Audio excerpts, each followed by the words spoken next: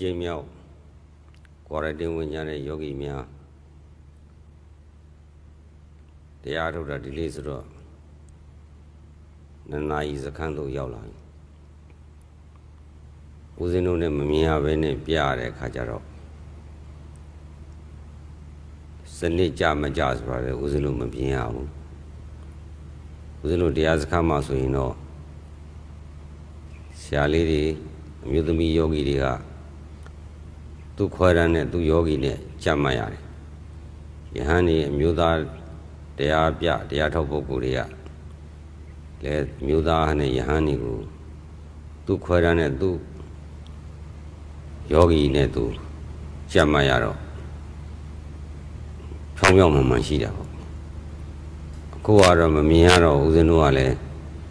မှန်ပြီးတော့ပြောနေရတော့ယောဂီတို့ကလည်းနားလဲသလိုကျင့်နေကြရတာစနစ်တော့တိတ်တော့မကြဘူးပေါ့သို့တော်လည်းပဲတရားအားထုတ်တယ်ဆိုရင်ပဲအားထုတ်သလောက်ကောင်းတဲ့မှုပြုတဲ့အတွက်ကြောင့်ကောင်းကျိုးတွေကတော့ရနေတာပဲအဲ့မှာတရားရှိတဲ့ပုဂ္ဂိုလ်တရားဆိုတာဒီအကျင့်ဒီနည်းဟာဖြင့်ငါတို့သေခြင်းစင်းရဲမှလုပ်ဖို့နောက်အပေပေးစင်းရဲမှလုပ်ဖို့အတွက်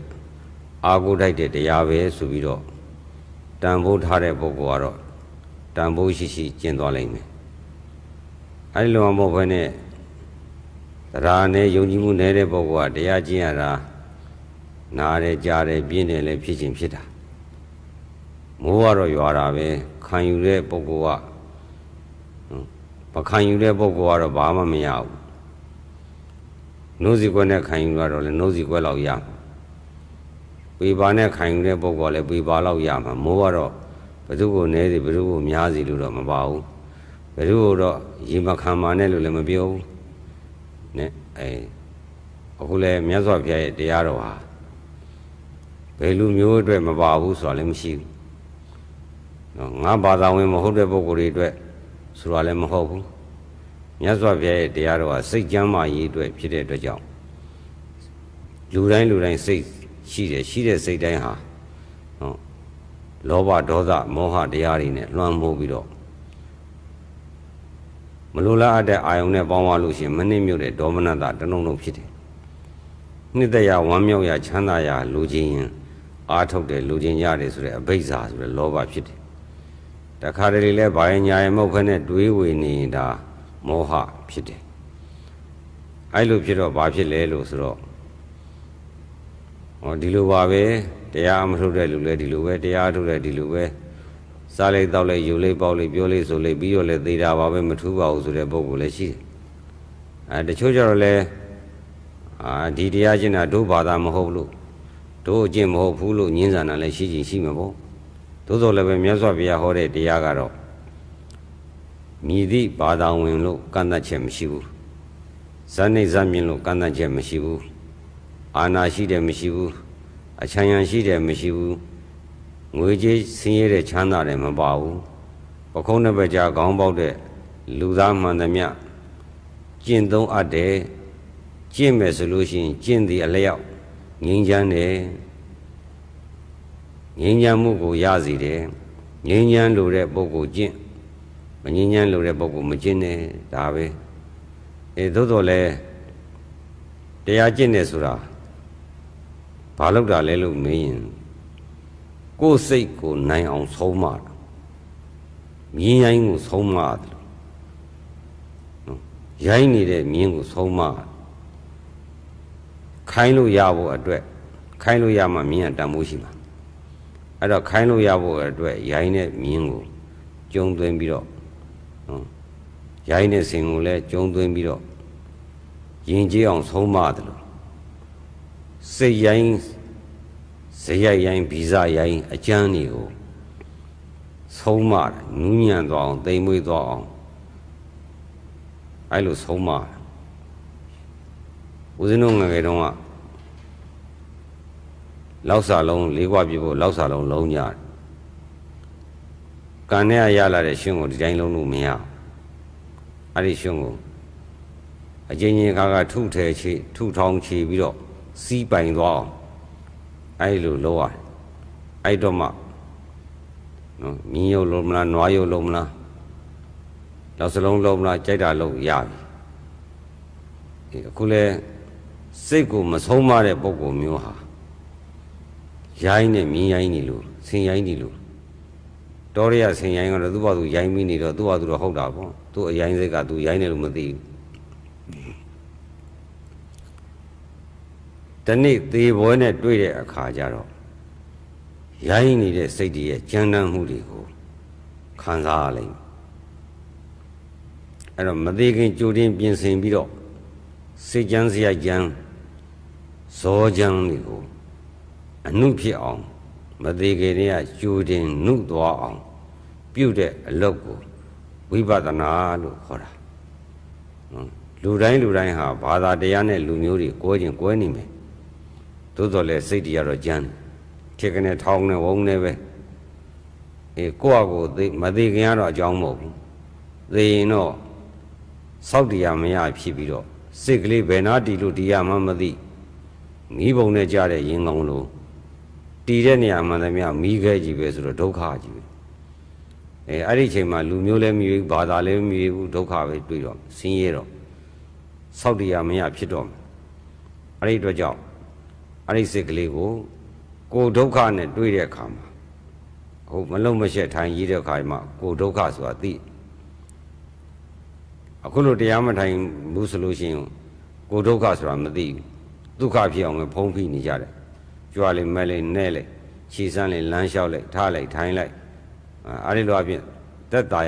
ကြောင်းကိုဒုက္ခကိုဒုက္ခဖြစ်ခဏအစားထိုးပြီးတော့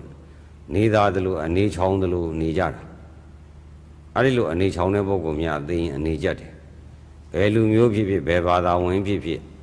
ဘာသာနဲ့လူမျိုးကတခြားခန္ဓာကိုယ်ကြီးဒုက္ခရောက်တဲ့နှိမ့်ဆက်တဲ့ဖောက်ပြန်တဲ့ရက်ဆက်တာကတော့အတူတူပဲလူမျိုးနဲ့ဘာသာကခွဲရင်မသေးခင်ခွဲကြလို့ရမယ်သေတဲ့အခါကျတော့ယောဂဗျာတွေနဲ့မချိမဆန်တတ်ခံမှာတော့အတူတူပဲဒီစိတ်ကလေးကိုမဆုံးမထားတဲ့ပုဂ္ဂိုလ်မှန်သမျှဗုဒ္ဓဘာသာဝင်ဖြစ်လဲအော်ဟစ်ပြီးတော့ညှဉ်းညူပြီးသေကြရမှာပဲအဲ့ဒါကြောင့်မလို့ဦးဇင်းတို့တရားအထုတ်တယ်ဆိုတာတတိတခြားမဟုတ်ပါဘူးတဲ့ကိုယ်စိတ်ကိုလိုရာတို့သို့မဟုတ်ငြိမ်းချမ်းရာတို့ဆောင်းနိုင်အောင်လေ့ကျင့်တဲ့အလုပ်ကိုတရားအထုတ်တယ်လို့ခေါ်ပါတယ်ကိုယ်စိတ်ကိုမနိုင်ကြဘူးလောကလူသားတွေထစ်ကနေဆိုထွက်သွားပြီလူရတာငုတ်တုတ်ကြီးထိုင်တဲ့စိတ်ကကဘာပတ်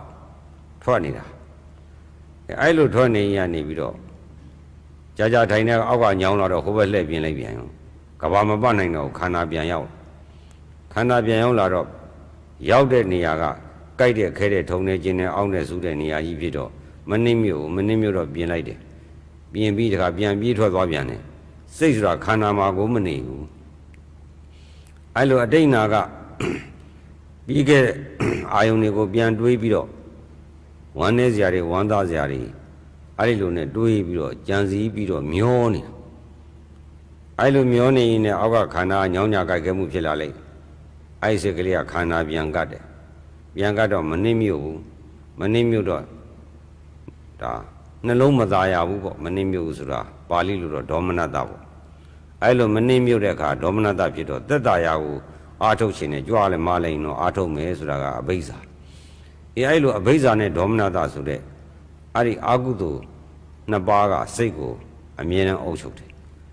အဲ့လိုအုပ်ချုပ်ပြီးလှည့်စားနေတယ်ကာမအာယုန်နဲ့ကာမဂုဏ်နဲ့စိတ်ကလေးပြေးထွက်သွားလိုက်ခန္ဓာကနှိမ့်ဆက်လိုက်ဒုက္ခမှမသိဘူးငါကိုယ်လို့ဆိုရတယ်ငါကိုယ်နာတယ်ငါကျတော့ငါဘောကနာတယ်လို့ဖြစ်လာလိုက်မနှိမ့်မြို့တော့နှိမ့်မြို့အောင်သက်သာအောင်ပြုပြင်လိုက်အဲ့ဒီလိုခန္ဓာရဲ့သဘောတရားတွေကိုမသိတာကအဝိဇ္ဇာမောဟ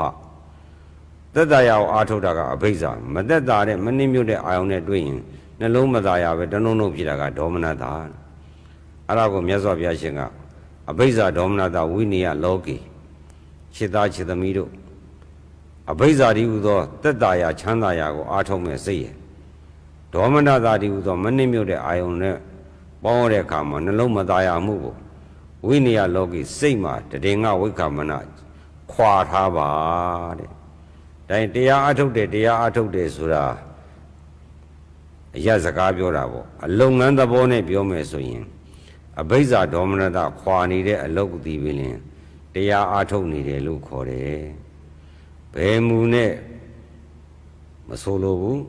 ကြာထိုင်မှုကြာမထိုင်မှုပြင်းကျင်တာတို့ပြောကျင်တာတို့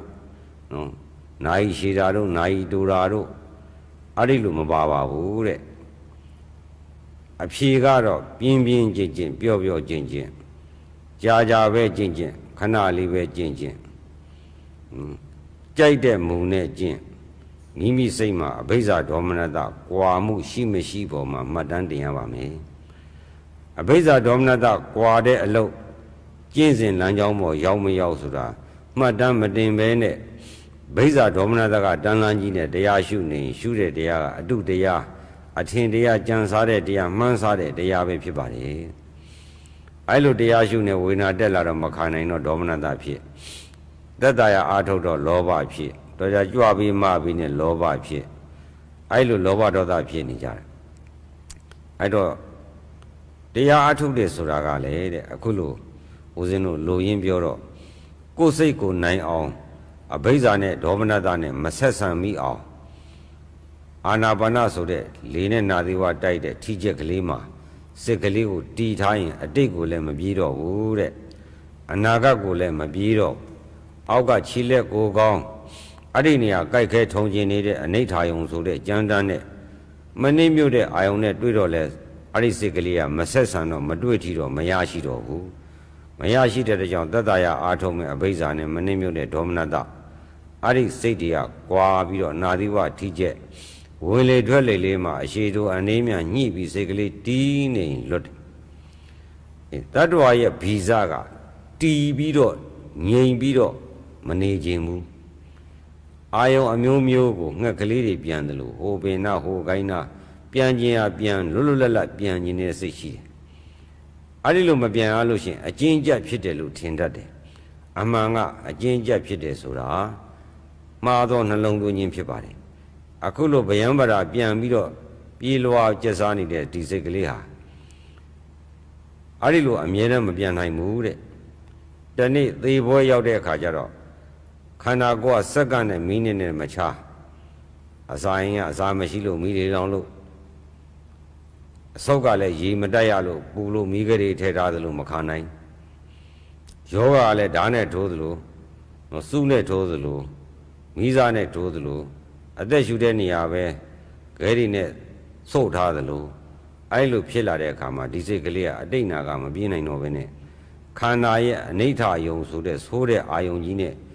ပေါင်းသင်းပြီးတော့သေသွားမှာအဲ့လိုသေတဲ့အခါမှာဦးဇင်းတို့ဗုဒ္ဓဘာသာအရပြောမယ်ဆိုရင်တော့မကောင်းတဲ့အာယုံနဲ့မရဏတဏ္ဏဇောသေကံဤဇောမှာအာဟုတုဇောတွေဇောတော့ဥပဒံတရားတွေနဲ့ပေါ်လာတယ်တဲ့ပူတယ်ဆိုပြီးတော့ကင်ဆာယောဂတွေ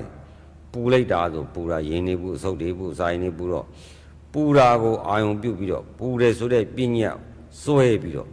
မရဏတဏ္ဏဇောမှာကိုပြုတ်ခဲ့တဲ့ကိုယ့်ရဲ့လောဘဒေါသမောဟနဲ့နေခဲ့တဲ့စိတ်ကိုမောဟကအမောင်ဖုံးထားတဲ့အတွက်ကြောင့်ကုသိုလ်တရားမရှိအကုသိုလ်တရားတွေများနေတဲ့အတွက်ကြောင့်ဥပဒံဆိုတော့မီးဒီပုံကြီးပေါ်ပြီးတော့နော်ဒီရတာမျောနေတယ်ပြောတော့ဟိုကမီးပုံကြီးနဲ့ရောက်နေပြီပူတာကိုအကြောင်းခံပြီးပူမှုတင်ညာကနေပြီးတော့တန်ရည်ပင်ကြီးတွေမိခဲပင်ကြီးတွေပေါ်လာပြီးအဲ့ဒီမှာသွားပြီးဘဝတည်ရတယ်ကြိုက်တယ်ဆိုလို့ရှိရင်ကြိုက်တတ်တဲ့သဘောကြောင့်ငရဲကိုယ်ကြီးတွေပေါ်လာတယ်ဖန်ဆင်းခြင်းကသူ့ကိုမကိုးကွယ်လို့မယုံကြည်လို့ချလိုက်တာမဟုတ်ဘူးမိမိစိတ်ထဲမှာရှိတယ်စေတံဆိုတဲ့လောဘဒေါသမောဟကိလေသာတရားကဆွဲချလိုက်တာဒါကတော့အပြောတွေပေါ့ဗျာဘာသာတရားချင်းပြောမယ်ဆိုလဲအပြောတွေပဲဖြစ်နေလက်တွေ့ရတော့အကျင့်မှသိတာပေါ့လေလက်တွေ့မပါတဲ့အခါကျတော့ပြောတာပေါ့ဒါအပြောပါပဲလို့ပြောတယ်နာအပြောပဲထားလိုက်တော့ပေါ့ဒါပေမဲ့ဦးဇင်းတို့ကသိတော့ပြောပြဦးဇင်းကလည်းရှင်းပြောရလို့ရှိရင်ဘုန်းကြီးဆိုတော့ဗုဒ္ဓဘာသာဝင်ဘုန်းကြီးဆိုတော့ကိုယ်ဘာသာကယုံကြည်လို့ဘုန်းကြီးဝတ်ထားတယ်အောင်မလားမဟုတ်ဘူးအရင်တော့ကဘာသာမဲ့လို့ဖြစ်ဘာသာမဲ့လို့ဟောရတာမသုံးလေသုံးတာမရှိပြီနဲ့ဘာသာတရားအလကားပဲလို့တွက်ထားတာတော့ကြောင့်ဥပ္ပုံကြီးရှိခိုးက ဘာမှလည်းမသိဘာမှလည်းမရဘဲနဲ့အကောင်ကြခံလုပ်ပြီးတာတော့ကြကြောက်စင်းလေးရုပ်ကြီးတစ်သားရုပ်ကြီးရုပ်ကြီးရှစ်ခိုးကသွန်းကရဘာမှလည်းကိုရတာလုပ်ပေးနေကိုကဘာမှပြန်မရတော့ကိုယ့်အတွက်အကျိုးမရှိဘူးဆိုပြီးတော့ဒီလိုယူထားတဲ့ခေတ်ပညာတွေသင်လာတဲ့အခါကျတော့ခေတ်စိတ်တွေပေါက်လာပြီးတော့အယူဆတွေပေါ်မှာဆန်းစစ်လာခဲ့ဘုန်းကြီးတွေကြလူလာတာရှိတယ်သူတို့ပေးတာတခုမှမရှိဘူးငငယ်တော့အသိပေါ့တော့ကြဆေးလိပ်ယူပေးပါအောင်တော့ကြကွန်းပေးပါအောင်တော့ကြလက်ဖက်ကြောက်ပို့ပါအောင်တော့ကြဆုံးသွားပို့နေရတာပဲရှိတယ်လေအဲ့တော့သိပ္ပံပညာတွေသင်လာတဲ့အခါကျတော့ဘာသာတရားပေါ်မှာအယုံကြည်ကင်းမဲ့လာခဲ့တာအဲ့ဘာသာတရားပေါ်မှာအယုံကြည်ကင်းမဲ့တဲ့တနည်းအားဖြင့်ပြောမယ်ဆိုဘာသာမဲ့တရားပေါ့အဲ့ရနေပြီးတော့အကြောင်းပေါင်းသင်လာတော့အဖေကပရိစိတ်ခိုင်းရနေပြီးတော့သမထပေါက်တော့မိဘကပရိစိတ်ပါလို့ပြောတော့မင်းတတ်တဲ့ပညာနဲ့ငါဘာမှမလိုချင်ဘူးငါတို့လိုချင်တာပရိစိတ်ပါလို့ပြီးတော့မိဘနှစ်သက်တာကိုမိဘကြိုက်ပါတယ်ဆိုတဲ့အလုပ်ကိုငါလေးလေးစားစားလုပ်မယ်ဆိုပြီးတော့ကျောင်းသားဘဝနဲ့ပရိစိတ်ရင်ကနေပိတ်တာတွေတစ်စေးဒါမြင်ခဲ့တာပထမဆုံးကတော့10 တန်းရောက်တဲ့အချိန်မှာဦးစင်းပါကြီးဘုန်းကြီးကကျောင်းလာခဲ့မင်းရွာတဲ့အတော်တွေမှာမနေနဲ့အခန်းတစ်ခန်းပေးတဲ့အခန်းကရင်တစ်လုံးနဲ့မင်းအဲ့ဒီမှာနေဆိုတော့ပေးထားတာညကျတော့ပရိစိတ်တာတခါတဲ့မွတ်စလင်ကလာကြီးဇောကြိုးချတဲ့ကျိုးတန်းလန်းကြီးနဲ့တွေ့မနေ့ကျတော့ဘုန်းကြီးတို့ဒီကရင်ကမွတ်စလင်ကလာသေးလို့တရေ6လို့မထားရလို့လာဖို့တဲ့ကရင်မဟုတ်ဘူးလားသူမင်းဘုရားပြောလေဒီပြီးတော့ညပရိစိတ်တော့မြင်နေဗျာ9 တန်းမှာပရိစိတ်တော့တစ်နှစ်လောက်ပြေးလာတော့တမာရီအားကောင်းလာခဲ့10 တန်းရောက်တော့သမထနမိတ်တွေပေါ်နေပြီအဲ့တော့မှပိတ်တာတွေပြုတ်ကြညံ့နေတာတွေမကောင်းတဲ့ဘဝမှာမကောင်းတဲ့မှုတွေခံစားနေရတာတွေအမျိုးမျိုးတွေအများကြီးတွေ့ရတာအဲ့တော့တမာတိဆိုတဲ့မြင်တတ်တဲ့အမြင်မရှိသေးသေးရတော့ဗဇတ်နဲ့လျှောက်ပြောတာပါကွာလို့ပဲပြောမှာပေါ့တမာတိမှမရှိတာကိုတမာတိဆိုတာပါဝါပဲမှန်မလို့ပဲအဲ့တော့တရားအထုတ်တဲ့ပုဂ္ဂိုလ်တွေကဒီလိုနောင်ရေးကိုတချို့လည်းမယုံကြည်တော့လဲအာမထုတ်တာလည်းရှိမှာပေါ့တချို့ကြတော့လဲငါဒီမှာနေရတာလောက်ကြည့်အောင်မယ်စမ်းကြည့်အောင်မယ်ဟင်းမြည်တဲ့သဘောလောက်လေးကျင့်တာလည်းရှိမှာပေါ့တချို့ကြတော့လဲလေးလေးစားစားနဲ့အာထုတ်တဲ့ပုဂ္ဂိုလ်လည်းရှိမယ်အဲ့တော့ဦးဇင်းကဒီနေ့ညပုထုဇဉ်ကဘာအယူနဲ့အိမ်မက်ပမာဆိုတဲ့တရားကိုဟောခြင်းဖြင့်တရားအထုတ်တဲ့ပုဂ္ဂိုလ်တွေသရတရားတိုးပွားဖို့ဦးဇင်းဟောပြပါမယ်ပုထုဇဉ်ဆိုတာမြတ်စွာဘုရားကပြောတာပေါ့ပုထုဇဉ်တော်ဥမ္မတကောပုထုဇဉ်အယူဆိုတော့ဗုဒ္ဓဘာသာဝင်တိုင်းလို့သိတယ်ဒီလိုလေးပဲသိလိုက်တာပုထုဇဉ်အယူဆိုတာပြောတာကိုကအကောင်းကြီးအယူမှမဟုတ်ပဲဒီလိုပဲသိတာနောက်တော့မှကိုယ်တိုင်သိပါတယ်ပေါ့လေအခုအဲ့ဒါကိုဦးဇင်းဘာဖြစ်လို့ဒီလိုအကျင့်တွေကိုပေါင်းမြောက်အောင်ကျင့်ခဲ့တာလေစုပ်ပြပြပေးတူမိုးလင်းမှမိုးချုပ်မှမသိတရားအထုတ်လို့ထပြီဆိုရင်တင်မတွေပေါက်သံဃာရည်နဲ့သင်္ကန်းရည်အသားရဖြာရကလို့တွေးဆုပ်ပြီးခွာခဲ့ရအဲ့ဒီလောက်ထိအလုပ်လာတာအဲ့လိုအလုပ်လာပြီနဲ့လမ်းကြောင်းကလွဲတော့ကိုထင်တဲ့အတိုင်းကိုမပေါက်ဘူးနောက်ကျင့်စဉ်ပေါ်မှာအောင်မြင်လာတဲ့အခါကျတော့လူလောကကြီးကိုကလကာတစ်ချက်ဟိုပကန်းဒီပကန်းလို့ကွာထက်သွားတယ်ငကိုအတိငကိုအမြင်ငကိုအတိတိတဲ့စိတ်တွေငကိုတော့ကိုယ်စိတ်ထဲမှာကိုထင်ရတယ်ကိုတွက်တာတွေအားလုံးဟာအမှားတွေဆိုတာသိသွားတယ်အဲ့ဒီလိုအမှားတွေဆိုတာသိသွားတော့ဘာစိတ်ဖြစ်လာလဲလို့ဆိုတော့အမှန်တရားတွေရစေခြင်းနဲ့စိတ်ကလွှမ်းမိုးသွားပြီ။ဩငါအရင်တော့ယူခဲ့တာကိုယူခဲ့မှမသိအယူဆိုတဲ့သဘောကဟဲ့မင်းယူနေတယ်လို့သွားပြောလဲကြားတော့ကြားတာပဲဒါပေမဲ့အဲ့ဒီအယူကငါ့ကိုယူနေတယ်လို့ပြောတာ तू မသိဘူး ငါကောင်ကငါယူနေတယ်လို့လည်းမသိသလိုဘေးပုဂ္ဂိုလ်ကဟဲ့မင်းယူနေတယ်လို့ပြောလည်းမသိယူတဲ့ပုဂ္ဂိုလ်ကသူ့ကိုယ်သူလည်းယူမှမသိဘူးဘေးပုဂ္ဂိုလ်ကယူတယ်လို့ပြောလည်းမသိဘူးအခြားအယူတွေလည်းရှိတယ်အခြားအယူတွေအချင်းချင်းမှာလည်းဘယ်သူကတော့ဘယ်အယူပဲလို့ယူနေတယ်မသိဘူးဟဲ့ဒါကတချို့အယူတွေကြတော့လေမင်္ဂလိတွေဆိုရင်လင်နာယူတွေရှိတာပေါ့လင်နာယူမယရာယူဩစယူအာနာယူနော်အကုန်လုံးယူနေတာဦးဇင်းအရင်တော့တရားလေးမှသွားကြည့်တယ်အယူသိခြင်းလို့သွားကြည့်တာနော်အဂိယယူခါကြတဲ့ဘုန်းကြီးသင်္ကန်းကြီးနဲ့ကြောက်ခဲတွေလိန်ထားပြီးတော့ခေါ်တယ်ကြောက်ခဲပြီးတာဗရရှင်လုံးနဲ့သူ့အတွက်ကတော့တကယ်ကိုအယောင်လေးဖြာထွက်နေတဲ့ဗရရှင်လုံးပဲဒါပဲနဲ့အယူဟာအမှန်တရားတွေမသိနားထားမယ်အယူဆိုတာကိုလည်းယူမှမသိဘူးသူများကအယူလို့ပြောလဲမသိဘူးတယောက်နဲ့တယောက်အယူချင်းကိုလည်းသူကဘာအယူလို့လည်းမသိဘူးတဲ့သူကကြောက်ခဲကိုဗရမ ्या လို့ဗရရှင်လုံးလို့ထင်ရင်လဲသူ့စိတ်အထွဲမှာတော့အယူဘက်ကတော့ဗရရှင်လုံးအမှန်ပဲသို့သောလူကောင်းကကြောက်ခဲကြီးဆိုတာအမှန်ကိုသိအယူကအမှန်ကိုမသိပဲနဲ့အမှားပြောင်းသိပြီးတော့အဲ့ဒီအမှားတိုင်းဟုတ်တယ်လို့စွဲထားတယ်အဲ့တော့ကြောက်ခဲကအယူအတွက်ကတော့ဗရရှင်လုံးဖြစ်တယ်ဟဲ့အယူဒါကြောက်ခဲကြီးမင်းဗရရှင်လုံးလို့ပြောတာမှားနေတယ်လို့ပြောလဲအယူကလက်မခံဘူးအယူဆိုတာအမှန်တရားကိုအမှန်တရားပါလို့ပြောလို့လည်းမရပါလားမှားနေတာကိုမှားတယ်လို့ပြောလို့လည်းမရပါလားအယူရဲ့သဘာဝတချို့အယူတွေကြတော့လေမင်္ဂလိတွေသူတို့မှတဏ္ဍခါတွေနဲ့ကြောက်ပြင်းနေနဲ့ပန်းလေးတွေပေးထားတဏ္ဍခါလေးပန်းလေးတွေနဲ့ပန်းလေးကားလိုက်နော်စုပ်ပြလူတွေကိုပြောင်းပြလိုက်ကားပြလိုက်ရီပြလိုက်ဟဲ့အယူမနင်အဲ့လိုလောက်တာမရှစ်ဘူးလားလို့ပြောလဲကြားတော့ကြားတာပဲအယူဆိုတာရှက်မှန်းလည်းမသိဘူးရှက်ဖွယ်ပြုတ်နေပါတော့လည်းပဲငါရဲ့အပြုတ်မှုသည်ရှက်ဖွယ်ပါလားလို့မသိဘူးအယူဆိုတာရှက်เสียလို့လဲရှက်လည်းမရှက်တတ်ဘူးဘေးလူကဒါအရှက်တရားတွေဘာလို့ရှက်เสียကောင်းပါတယ်ပြောလို့လဲသူနားမလဲဘူးမခံစားတတ်ဘူးတချို့အယူတွေကြတော့တန်ကြိုးနဲ့တုတ်ထားရတယ်တန်ကြိုးနဲ့တုတ်ထားရတယ်ခုနအယူမှာကလိုက်ခုံလိုက်နော်ထမိန်စုပ်အင်ကြီးစုပ်ကြီးနဲ့အဲ့ဒါကြီးကိုသူကအဲ့လိုကပြီးပျော်ယူလာ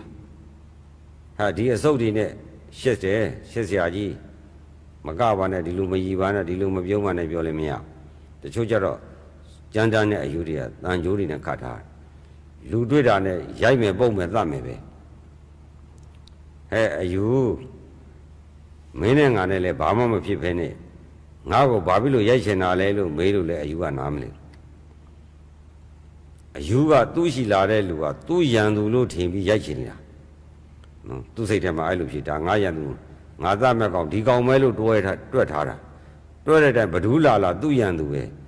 ဟဲ့အယူမင်းမှားနေတယ်ငါမင်းရဲ့ရန်သူလည်းမဟုတ်ဘူးအဲ့လိုပြောလို့အယူကကြားတော့ကြားတယ်ကြားတဲ့ပုံမှာအမှန်တရားမခွဲခြားနိုင်ဘူးတဲ့သူကတော့ကြားတာကကြားတာပဲသူစားပါလေ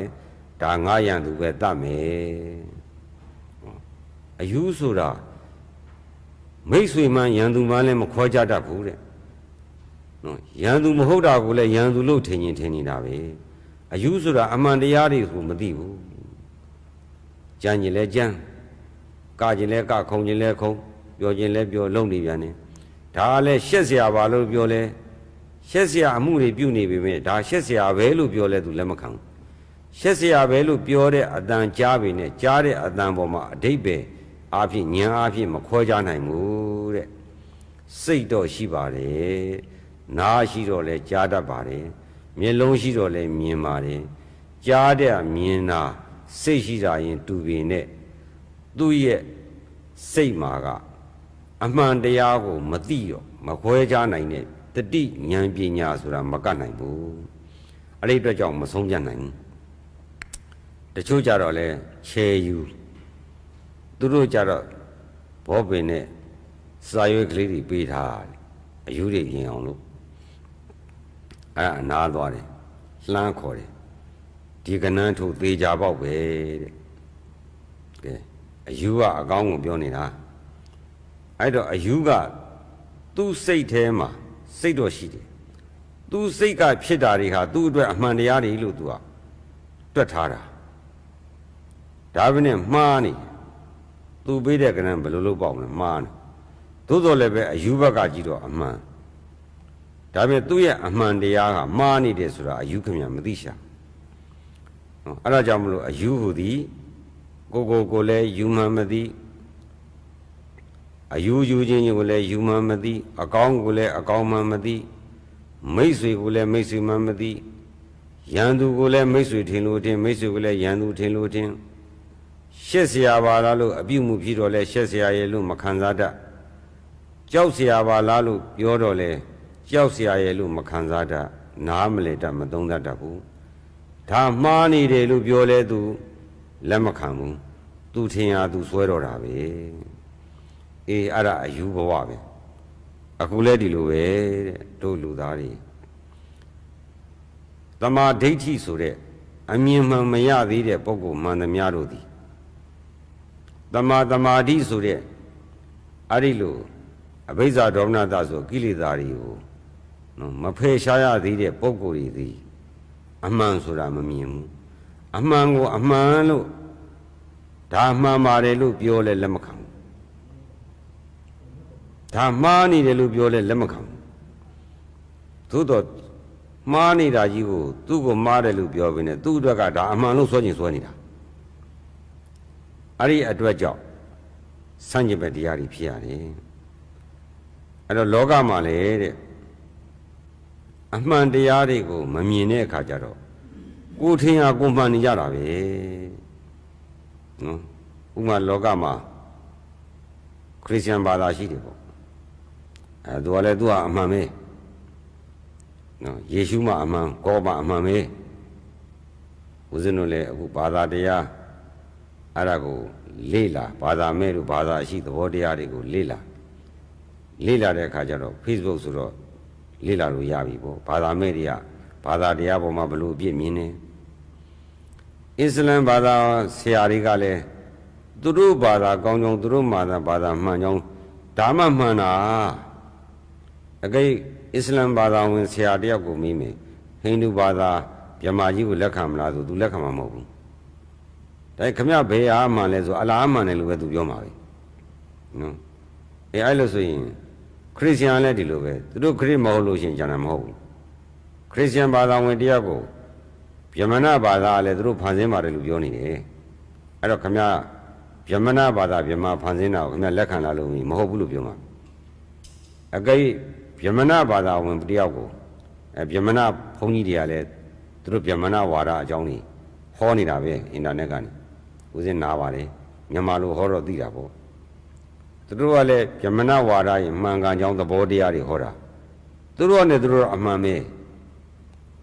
အစ္စလမ်ဘာသာဝင်တွေကလည်းသူတို့အလာအကြောင်းကိုဟောတာသူတို့ကလည်းသူတို့အမှန်ပဲ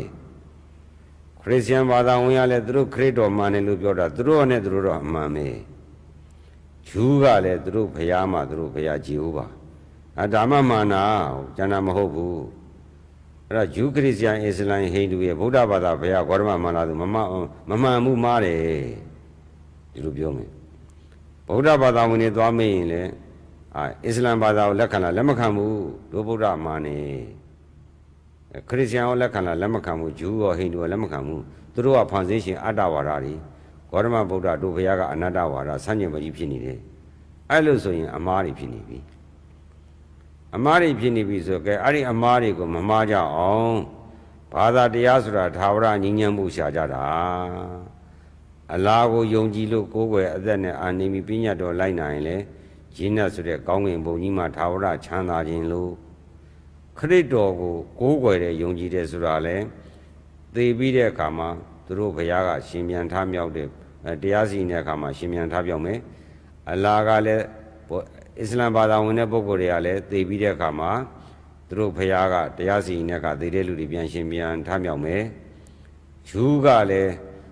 သိသွားတဲ့ပုဂ္ဂိုလ်တွေသိပြီးတဲ့အခါမှာသူတို့ဖရာကတရားစီရင်တဲ့အခါမှာသိပြီး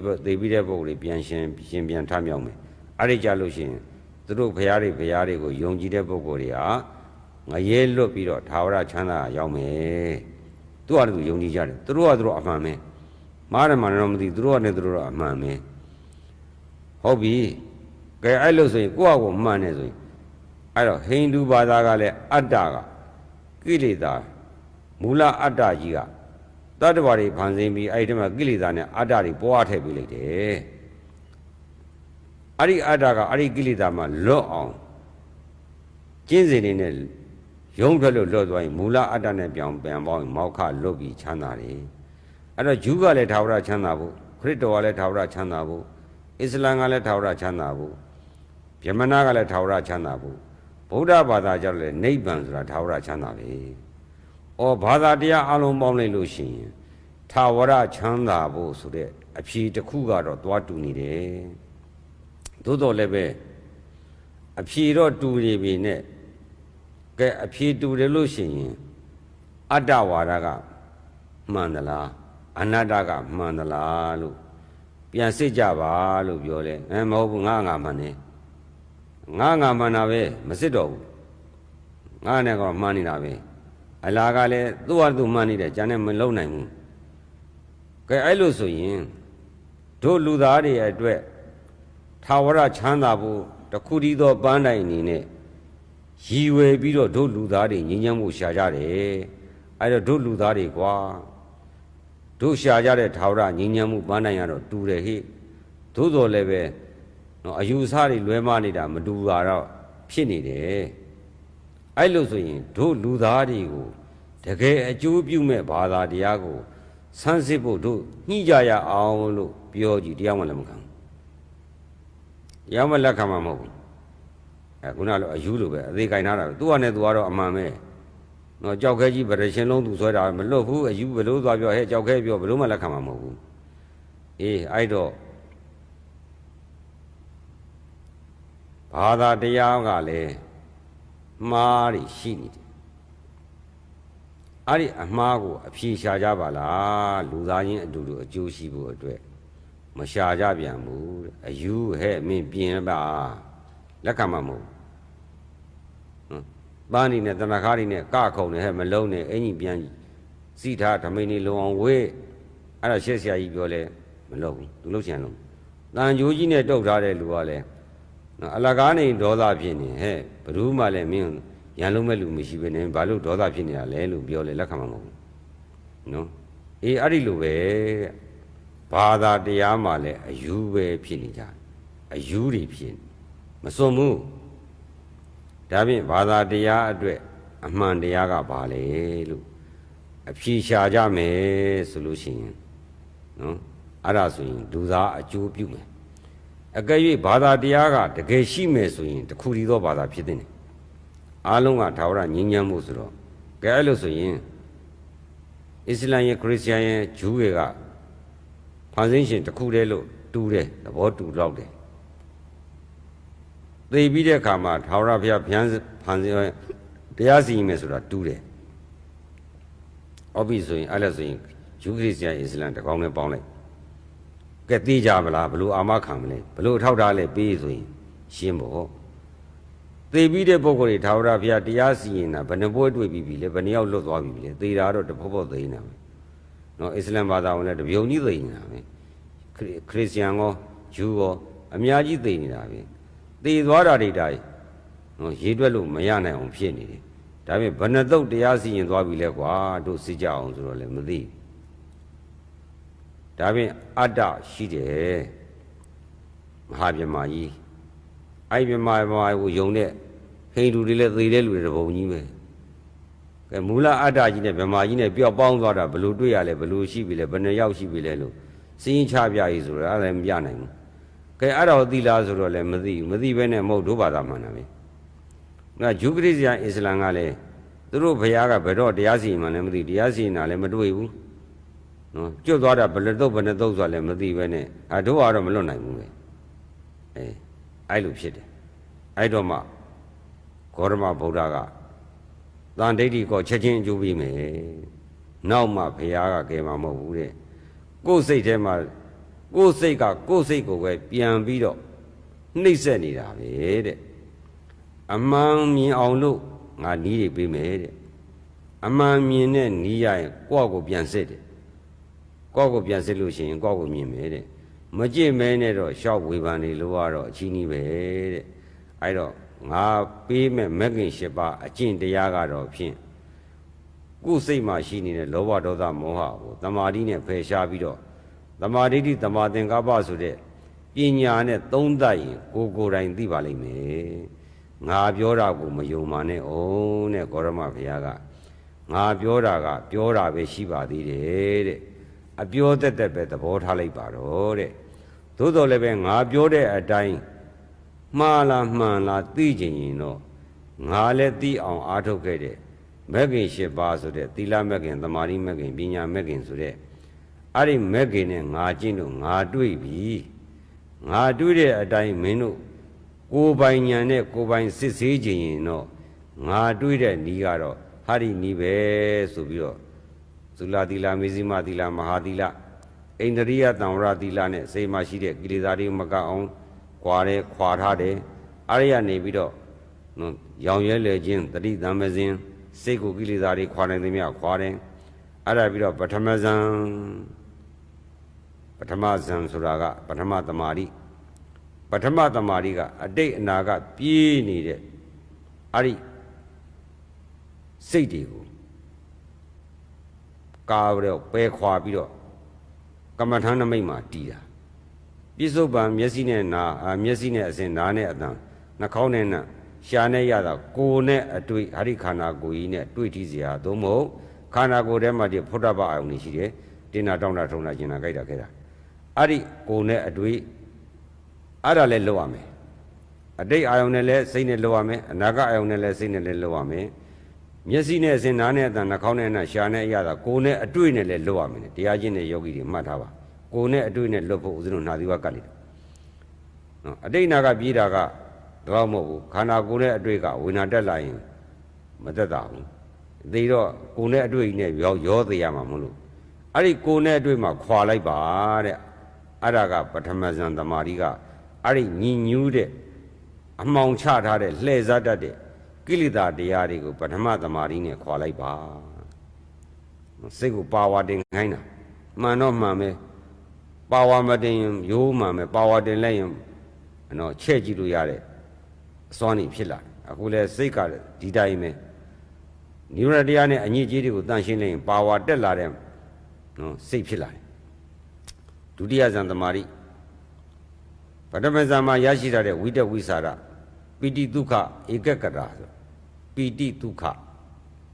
အဲ့ဒီဒုက္ခလို့ပြောတာကအတန်မင်းကြားတကယ်လက်တွေ့ကြားခံစားတဲ့အခါကျတော့အသားစင်းမှာလျှက်စစ်တတ်တွေလွတ်ထားသလိုတဖြန်းဖြန်းနဲ့တောက်အောင်ချမ်းသာလောကကာမဂုဏ်ချမ်းသာတဲ့အစာပေါင်းထောင်သောမကချမ်းသာတယ်တန်ဒိဋ္ဌိကောချက်ချင်းအကျိုးပေးတာချက်ချင်းချမ်းသာတာချက်ချင်းတန်ရှင်းသောဝิญဉ်ဖြစ်တာစိတ်ထဲမှာလောဘဒေါသမောဟကိလေသာတွေဖြစ်နေဘယ်ရတန်ရှင်းသောဝิญဉ်ဖြစ်မလဲဝิญဉ်ဆိုတာစိတ်ပါပဲဦးဇင်းတို့ဗုဒ္ဓဘာသာမှာသီလဝိသုဒ္ဓိစိတ်တဝိသုဒ္ဓိဒိဋ္ဌိဝိသုဒ္ဓိစိတ်တဝိသုဒ္ဓိတန်ရှင်းသောဝิญဉ်ုံတွေဘယ်ကမလဲဒိဋ္ဌိဝိသုဒ္ဓိအမြင်မှားတာလည်းစင်ကြယ်အောင်နော်အဲ့လိုစင်ကြယ်ခြင်းရှိတယ်တန်ရှင်းသောဝิญဉ်ဆိုတာမတန်ရှင်းတဲ့ကိလေသာတွေကိုဆေးကြောလိုက်ဆိုတန်ရှင်းတဲ့ဝิญဉ်ဖြစ်သွားတယ်တန်ရှင်းသောဝิญဉ်ကတတိတခြားမဟုတ်ကိုယ်စိတ်ကိုတန်ရှင်းဖို့လိုတာအဲ့တော့ဂေါတမဗုဒ္ဓကိုယ်စိတ်ကိုတန်ရှင်းအောင်နီးပေးတာကြိုက်ရင်ချင်းမကြိုက်ရင်နေပဲအဲ့လိုနဲ့ဒုတိယဇန်ကပထမဇန်မှာရှိတဲ့ဝိတ္တဝိသရာအင်္ဂါနှစ်ပါးကိုထပ်ပြီးသိသိလေးတွေဖြုတ်ချလိုက်ပြန်တယ်အတိတ်စိတ်ကိုဖြုတ်တယ်အတိတ်ကြောင့်လည်းမတွေးတော့ဘူးအတိတ်သောကတွေငြိမ့်တယ်အနာဂတ်အကြောင်းလည်းမတွေးတော့ဘူးအနာဂတ်အပူသောကတွေငြိမ့်တယ်ပြစ္ဆုတ်ပံမျက်စိနာနာလျာကိုအဲ့ဒီအတွေ့အထိနဲ့မဆက်ဆံတော့ဘူးအဲ့ဒီအတွေ့အထိတွေဆက်ဆံရမယ်ကောင်းအာယုံဆိုးအာယုံဝမ်းနဲ့ဝမ်းသာတွေလည်းလွတ်တယ်ဝိတက်ဆိုတဲ့ ကမ္မထံကိုစိတ်ကိုတင်ပေးရဲ့မှုရဲ့ဝိသရာဆိုတဲ့ကမ္မထံကိုသုံးတတ်တာအဲ့ဒီနှစ်ခုလည်းထပ်ပြုတ်ချရတော့ပီတိဒုက္ခဧကကရနဲ့တည်ပြန်တယ်ဘုရားရဲ့လက်တွေ့ပေးတဲ့နည်းအပြောကြီးမဟုတ်ဘူးအလုတ်ပါပါတယ်ငါဘုရားဆိုပြီးတော့ဒီလိုမဟုတ်ဘူးငါဘုရားလို့ဖြစ်ချင်ရင်ငါဘုရားလို့ချမ်းသာခြင်းငါဘုရားလို့လွတ်မြောက်ခြင်းငါဘုရားလို့အမှန်နေသိခြင်းရင်ငါကျင့်တဲ့နည်းကိုကျင့်လို့ပေးထားပြီးပြီဟောဂေါရမဘုရားကြတော့အာမခံချက်ကပါလဲဆိုတော့သူလူသိခြင်းမြင်ရင်နီးပေးရတော့ပါတယ်အခြားဘာသာမှာတော့မရှိဘူးနော်ဘယ်လိုပဲနေသေဖြစ်လာရင်တနင်္ဂနွေနေ့မှာအပြစ်ရှိတဲ့သွားပြီးတော့ဝန်ခံလိုက်အပြစ်အေးပြီးသွားပြီသူတို့အပြစ်မရှိတော့ဘူးစိတ်တော့ခဏသက်သာသွားသိပြီးတဲ့အခါဒါဝရမသေးခင်ကဘုရားကိုယုံကြည်ပါလို့အများရှိမှသက်သေခံငါသက်သေခံတဲ့ထဲပါသွားပြီစိတ်ချသိပြီးတဲ့အခါကျတော့ဟိုဘက်ကမသိမမြင်ညဘူးမသိလည်းမသိဘုရုမေဘုရုမြင်လို့လေဘုရုမမြင်တာကိုသွားပြီးဒီလိုပါဟိုလိုပါသွားဆုံးပြရင်တော့မသိဘူးပေါ့လေအဲဂေါရမဗုဒ္ဓကျတော့ကိုယ်ဘဝကြီးမြောင်များစွာလဲဘယ်ဘဝမှာဘလူခံစားခဲ့ရတယ်ဘယ်မကောင်းမှုကြောင့်ဘယ်မကောင်းကျိုးရောက်မယ်ဘယ်ကောင်းမှုကြောင့်ဘယ်ကောင်းကျိုးရမယ်ကိုယ်ဘဝအစဉ်ဆက်သိခြင်းရင်ရောဟာဒီနီးနဲ့ကျင့်ငါပြောတာမယုံနဲ့ငါကျင့်တယ်လို့ကျင့်ကြည့်အောင်ငါသိတယ်လို့သိမယ်ငါတွေးတယ်လို့တွေးမယ်လို့နီးပါပေးတာတော့ဂေါရမဘုရားမှာပဲရှိပါတယ်အဲ့အတွက်ကြောင့်လဲဦးဇင်းတို့သိလာလို့အခုလို့ကျင့်လာတော့တတ္တဝါတွေကိုကိုလိုပဲအယူဘဝနဲ့အကောင်းဘဝဖြစ်စေခြင်းလို့အဲ့ဒီလိုနဲ့ဒုတိယဇန်တက်တော့ပီတိဒုက္ခဧကဂရနဲ့နေတယ်ပီတိဒုက္ခဒီချမ်းသာကိုလည်းဘုရားမကြိုက်ဘူးတဲ့ဒါလောကီချမ်းသာတဲ့နော်တန္တရာလည်းမဲ့ချမ်းသာကြီးဒါလည်းအစစ်မဟုတ်သေးဘူးတဲ့ဆိုပြီးတော့ပီတိဆိုဖြုတ်ပီတိဖြုတ်တတိယဇန်တက်နောက်တစ်ခါထဖြုတ်ဒုက္ခထဖြုတ်တော့ဒုက္ခဆိုတော့ဝမ်းသာတဲ့အာယုကိုမဲ့မောတာအဘိဇ္ဇာအတိတ်နာကနဲ့တကွာခန္ဓာကိုယ်ရဲ့ပြင်းထန်တဲ့ဒုက္ခဝေဒနာပေါ်မှာတွေ့တာကဒုက္ခိန္ဒြေနဲ့မနစ်မြုပ်တဲ့ဒေါမနတအဲ့ဒီအဘိဇ္ဇာဒေါမနတကိုပထမဇန်ဒုတိယဇန်တတိယဇန်သရုပ်ဇန်နဲ့ခွာရတဲ့ကတော့စိတ်ကအလွန်ကြည်လင်တန်ရှင်းတဲ့တောက်ပတဲ့ဝေလူဝရိယကြောက်မြက်ရွယ်ကဲ့သို့ဝါသောချီမြင်လေးတင်လဲအကုန်သိတယ်หนีသောချီမြင်လေးတင်လဲအကုန်သိတယ်အဘိညာဉ်တွေရပြီတဲ့အဲ့မှာဒိဗ္ဗစကုအဘိညာဉ်တွေရပြီမှန်မလူအားကောင်းပြီးတော့အလွန်ဝေးတဲ့ဂျိုတွေနက်ခတ်တွေကိုလှမ်းကြည့်လို့မြင်ပြီးဘယ်ဂျိုကြည့်မလဲတဲ့အခုလည်းဒီလိုပဲတဲ့အဘိညာဉ်ကိုခွာရှုမယ်ဆိုရင်ကိုယ့်ရဲ့ဘဝပေါင်းမြောက်များစွာရှိတဲ့အတွက်ကြောင့်ဖန်ဆင်းခြင်းဆိုတာမရှိကိုပြုတဲ့ကံနဲ့ကံကသာလျှင်ဘဝအတစ်ကိုဖန်တီးပြီးတော့ဘဝအတစ်ခန္ဓာကိုဖြစ်စေတယ်အဲ့ဒီလိုသိလာတယ်အဲ့တော့သိသွားတဲ့ပုံကိုယ်တွေကိုလည်းကြည့်လိုက်တယ်ဘယ်သူသိတယ်ဘယ်ဘဝဘယ်လိုခံစားနေရတယ်မြင်တာဘယ်သူမှဖန်ဆင်းတာမဟုတ်ဘူးမိမိစိတ်ထဲမှာရှိတဲ့ဖန်ဆင်းရှင်အစစ်ကမိမိရဲ့မသိမှုအဝိဇ္ဇာရဲ့လိုချင်တဲ့တဏှာရဲ့မကျေနပ်တဲ့ဒေါသရဲ့ဆွဲလန်းမှုဥပါဒံရဲ့ပြုလုပ်တဲ့ကံရဲ့အဲ့ဒါတွေကဖန်ဆင်းရှင်အဖွဲ့အစည်းတွေတရားကိုကောက်တော့ကံပေါ့ကံသာလင်အမိကံသာလင်ဖကံသာလင်ဥစ္စာကံသာလင်သွားလမ်းကြောင်းကံသာလင်လဲလျောင်းရာတဲ့ကံသာလင်သွားလမ်းကြောင်းဆိုတာလူဖြစ်လေနတ်ဖြစ်လေခွေးဖြစ်လေပိဋ္ဌာဖြစ်လေအဲ့လိုအစဉ်ဟိုပြည့်ဒီပြည့်ရောက်တဲ့အဲ့လမ်းကြောင်းအစဉ်ကြီးကကံပဲမိမိရဲ့ဈေးရချမ်းသာဆိုတော့လဲကံပဲမိမိကိုမွေးတာလေတဲ့အမေဖေမဟုတ်ဘူးတဲ့ကံနဲ့လောကကတော့ပြောမှာပေါ့အမေဖေမွေးတာပေါ့အဲ့ဒီကံကြတော့ဗราဏကံကိုမမြင်ရသေးလို့အဲ့တော့အဘိညာဉ်သမာဓိနဲ့ကြည့်လိုက်တဲ့အခါကျတော့တန်တရားတွေရှင်းသွားတယ်။ဩအဲ့တော့မှဒီလိုသမာဓိမမြင်တဲ့ပုဂ္ဂိုလ်တို့သည်အယူနဲ့တူပါလားသိသွားပြီ။အမောင်ခွင်းပြီးအလင်းမဆောင်တဲ့၍ထိုပုဂ္ဂိုလ်သည်ဘယ်တော့မှအမှန်တရားတွေပြောလဲလက်ခံမှာမဟုတ်ဘူး။ဒါမှားတယ်ယောက်ျားမိန်းမပုဂ္ဂိုလ်သတ္တဝါဆိုတာမှားတယ်လို့ပြောလဲပြောပဲ။ဟဲ့ဒါကဒုက္ခသစ္စာကြီးလို့ပြောလဲပြောပဲပေးနေတာပဲစိတ်ထဲမှာရှိတဲ့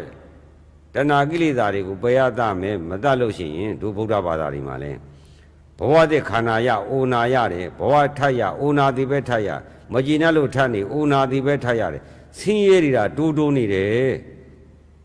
အဲ့လိုပြောလေတိုးမှတာတိုးပဲပေးနေတာပဲရရှိတဲ့ခဏအာယုံကာမဂုဏ်မှာပေးနေအယူပြောလို့မရတယ်ဘယ်တော့မှပြောလို့မရအဲ့တော့ချမ်းသာတဲ့ဆိုတိုင်းလူတိုင်းမကြိုက်ဆင်းရဲတဲ့ဆိုတိုင်းလူတိုင်းမခွာမစွန့်ဘူးတဲ့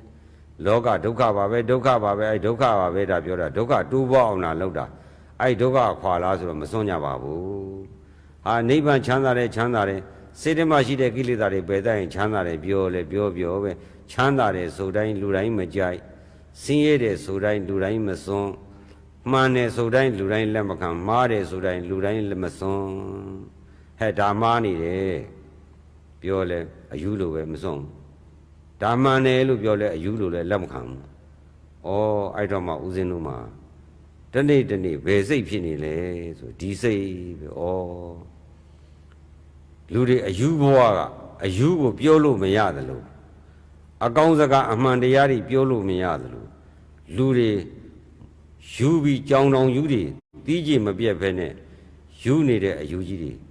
ပြောလို့အယူကိုဟဲ့အယူဒါကြောက်ခဲကြီးပြောတဲ့အတန်လဲကြားတယ်မြင်လဲမြင်ရတယ်ဒါပဲနဲ့အယူကမဟုတ်ဘူးဒါပရိရှင်လုံးမယ်အခုလဲဒီလိုပဲတဲ့သွားတယ်ဟိုနိုင်ငံနဲ့ဟိုနိုင်ငံနဲ့သွားဟိုဟွာတွေသွားဟိုလူနဲ့တွေ့ဟိုပေါင်းသိဟိုအတိုင်းဝိုင်းဟိုပညာတွေသင်ဟိုလိုလုပ်တွေလုပ်ဟိုအကြောင်းတွေတွေ့ကိုယ့်အကြောင်းနဲ့ကိုယ့်အတွေ့အကြုံနဲ့ကိုယ့်ပေါင်းဝင်ခြင်းနဲ့အဲ့ဒါနဲ့ပဲနေကြတာအဲ့လိုနေရင်ထိုင်ရင်နဲ့ပြန်မသုံးသပ်ဘူးတဲ့ပြန်မသုံးသပ်ဘူးငါတို့တနေ့အပေါ်အစားလိုက်အောက်ကယူလိုက်အပေါ်အတောက်လိုက်အောက်ကပေါက်လိုက်တော်ကြအိတ်လိုက်တော်ကြစားလိုက်တော်ကြရှာလိုက်တော်ကြစားလိုက်တော်ကြပေါက်လိုက်ကောင်းအောင်ပြုလိုက်ပြင်လဲရတာနေတိုင်းဒါပင်နဲ့ဟာဒီယုတ်တရားကြီးကကောင်းအောင်ပြုခဲ့သမျှမြဲတဲ့အနှစ်သာရမရှိဘဲနဲ့တဖြည်းဖြည်းနဲ့အိုယုတ်ဒီရင်းတဲ့ယုတ်ဒီပြောင်းသွားပြီအဲ့ဒါကခရစ်ယာန်သွားမိလဲသိတယ်မွတ်စလင်နဲ့ဟိန္ဒူတို့နော်ဂျူးသွားမိအကုန်သိတယ်ဒီယုတ်ကြီးတဖြည်းဖြည်းပြောင်းသွားတယ်ဆိုတာသိတယ်ဒါပေမဲ့သူတို့ကငါ့ကိုသူတို့စိတ်ချရတယ်လေနောင်ဘဝသေသွားပြီးသာဝရဘုရားကဲမယ်ဆိုတာသူတို့ကအိုရာတွေပြူရာတွေခေါင်းထဲမရှိတော့ဘူးကုသိုလ်တွေအကုသိုလ်တွေခေါင်းထဲမရှိတော့ဘူးတာရဲဖြတ်ရဲလှုပ်ရဲကန်ရဲကျွလွန်ရဲတယ်ဒါတွေကဝန်ချတောင်းမှပြောင်းနေဆိုတော့သူတို့ကလည်းသူတို့ဟုတ်နေတာပဲဒါမှမဟုတ်ဂေါတမဘုရားကတော့ဦးဇင်းတို့ကိုယ်တိုင်ကိုယ်ဘဝတွေကိုမြင်ခဲ့တယ်ငကိုယ်တုံးကတော့မမြင်ဘူးဘုရားနဲ့ခြောက်လိုက်တော့ကြနတ်ဗိမာန်ကြီးနဲ့ပြောလိုက်လာကပေါ်မှာလာဗိမာန်ကြီးနဲ့ပြောလိုက်ငရဲပြီကြီးပြောလိုက်နဲ့ကြောက်နေရတာအပိုလို17လဲလာကပေါ်လဲရောက်တော့ကြောက်ခဲပဲရှိတယ်ဘာဗိမာန်မှမရှိတော်ဟနောက်တစ်ခါကျတော့လာကပေါ်ကနေလူကပေါ်ပြန်ရိုက်တာလိန်မော်သီးလေးလေတဲ့လွင့်ဘာအောက်မှာငရဲမှမရှိတော်ပြီဒါကြီးတွေကုန်းကြောရတယ်ခေါင်းညောင်ဖိန်ညောင်တောင်ခေါင်းတောင်နေကြောတာကြီးဖိန်တောင်ခေါင်းတောင်လုံနေတာပဲမြင်တော့တယ်ဘုရားအဲ့ဒါကြီးအဲ့ဒီရုပ်ဘွားတော်တွေရှိသွားပြီဇေဒီကြီးရှိသွားပြီဖိန်တောင်ခေါင်းတောင်လုံနေတာပဲကျုပ်ဒါပဲမြင်တော့တယ်ဒါအဲ့တော့ခုနလိုပတိနဲ့ကြတော့မှမကောင်းတဲ့ဘဝတွေကိုယ့်ရဲ့အတိတ်ဘဝတွေအကုန်လုံးဝမ်းနည်းစရာတွေဆုံးနေစရာတွေကြေကွဲစရာတွေပူလောင်စရာတွေအဲ့ဒါတွေတွေးပြီးတော့ဩငါဒီလိုလားမမြင်ခဲ့ရင်တော့ငါလည်းအကန့်ဘဝနဲ့ရမ်းပြီးတော့တန်ត្រာလေဦးမှာအခုတော့အိယာကနိုးသလိုအခုတော့အယူဆေးကူးလိုက်လို့ကောင်းသွားလိုက်သလိုငါလူကောင်းဘဝဖြစ်တော့ကိုလိုသူလိုအယူတော်နဲ့နေတဲ့ပုဂ္ဂိုလ်ကြီးပြန်ကြည့်တော့ငါကလူကောင်းဖြစ်သွားပြီသူတို့ကအယူဖြစ်သွားပြီပြန်သနာနေတယ်အရင်တော့ဥစဉ်လဲအယူတော်နဲ့ကအယူတယောက်လိုပဲကျောင်းသာတက်နေတာဘိုးကျိုးတွေပြည့်လေရီယာတိုက်နော်မိုးရီယာအချင်းလမ်းကလည်းကစင်းကိုခွာတို့အစာလည်းမရှိဓမ္မရလည်းစားအဲ့ကြတဲ့ကြီးတိုင်းမိမချောချောယူဖို့တတိဖြစ်ဖို့ဒါပဲတွေ့ကိုယ့်ဘဝနဲ့ကိုယ့်အတွေးနဲ့ကိုယ့်ဟာနဲ့ကိုယ်တော့ဟုတ်နာပဲဗျာ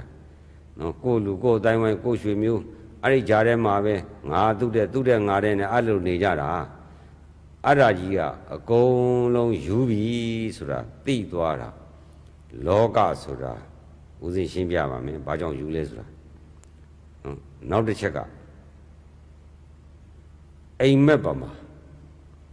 အိမ်မက်ထဲမှာအိမ်မက်တယ်တငယ်ချင်းတွေနဲ့အာကားတွေနဲ့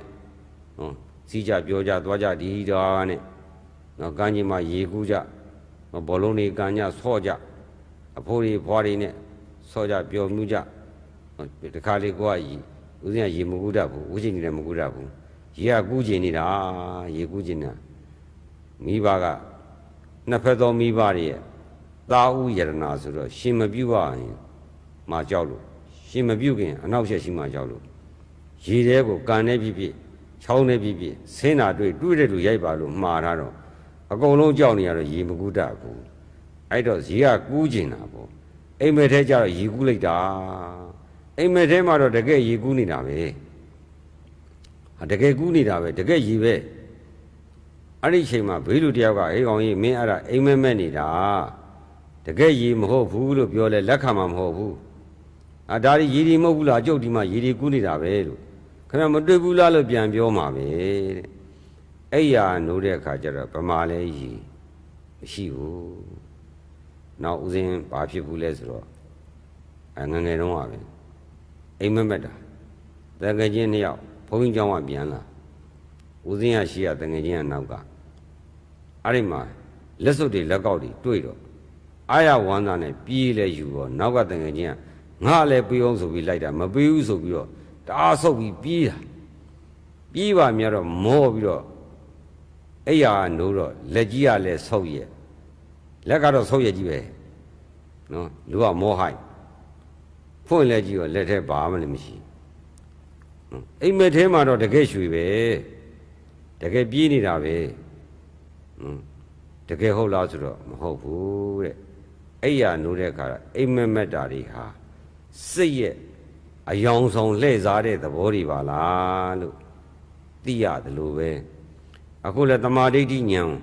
ပရမယုံနာနေမြင်တဲ့အခါကျတော့ဒီလိုတာမမြင်တဲ့ပုဂ္ဂိုလ်တယောက်ဒီအဲ့ဒီစိတ်ကိုပဲစိတ်ချင်းပြန်လှည့်စားပြီးတော့စိတ်ချင်းထောင်သွင်းခြင်းချ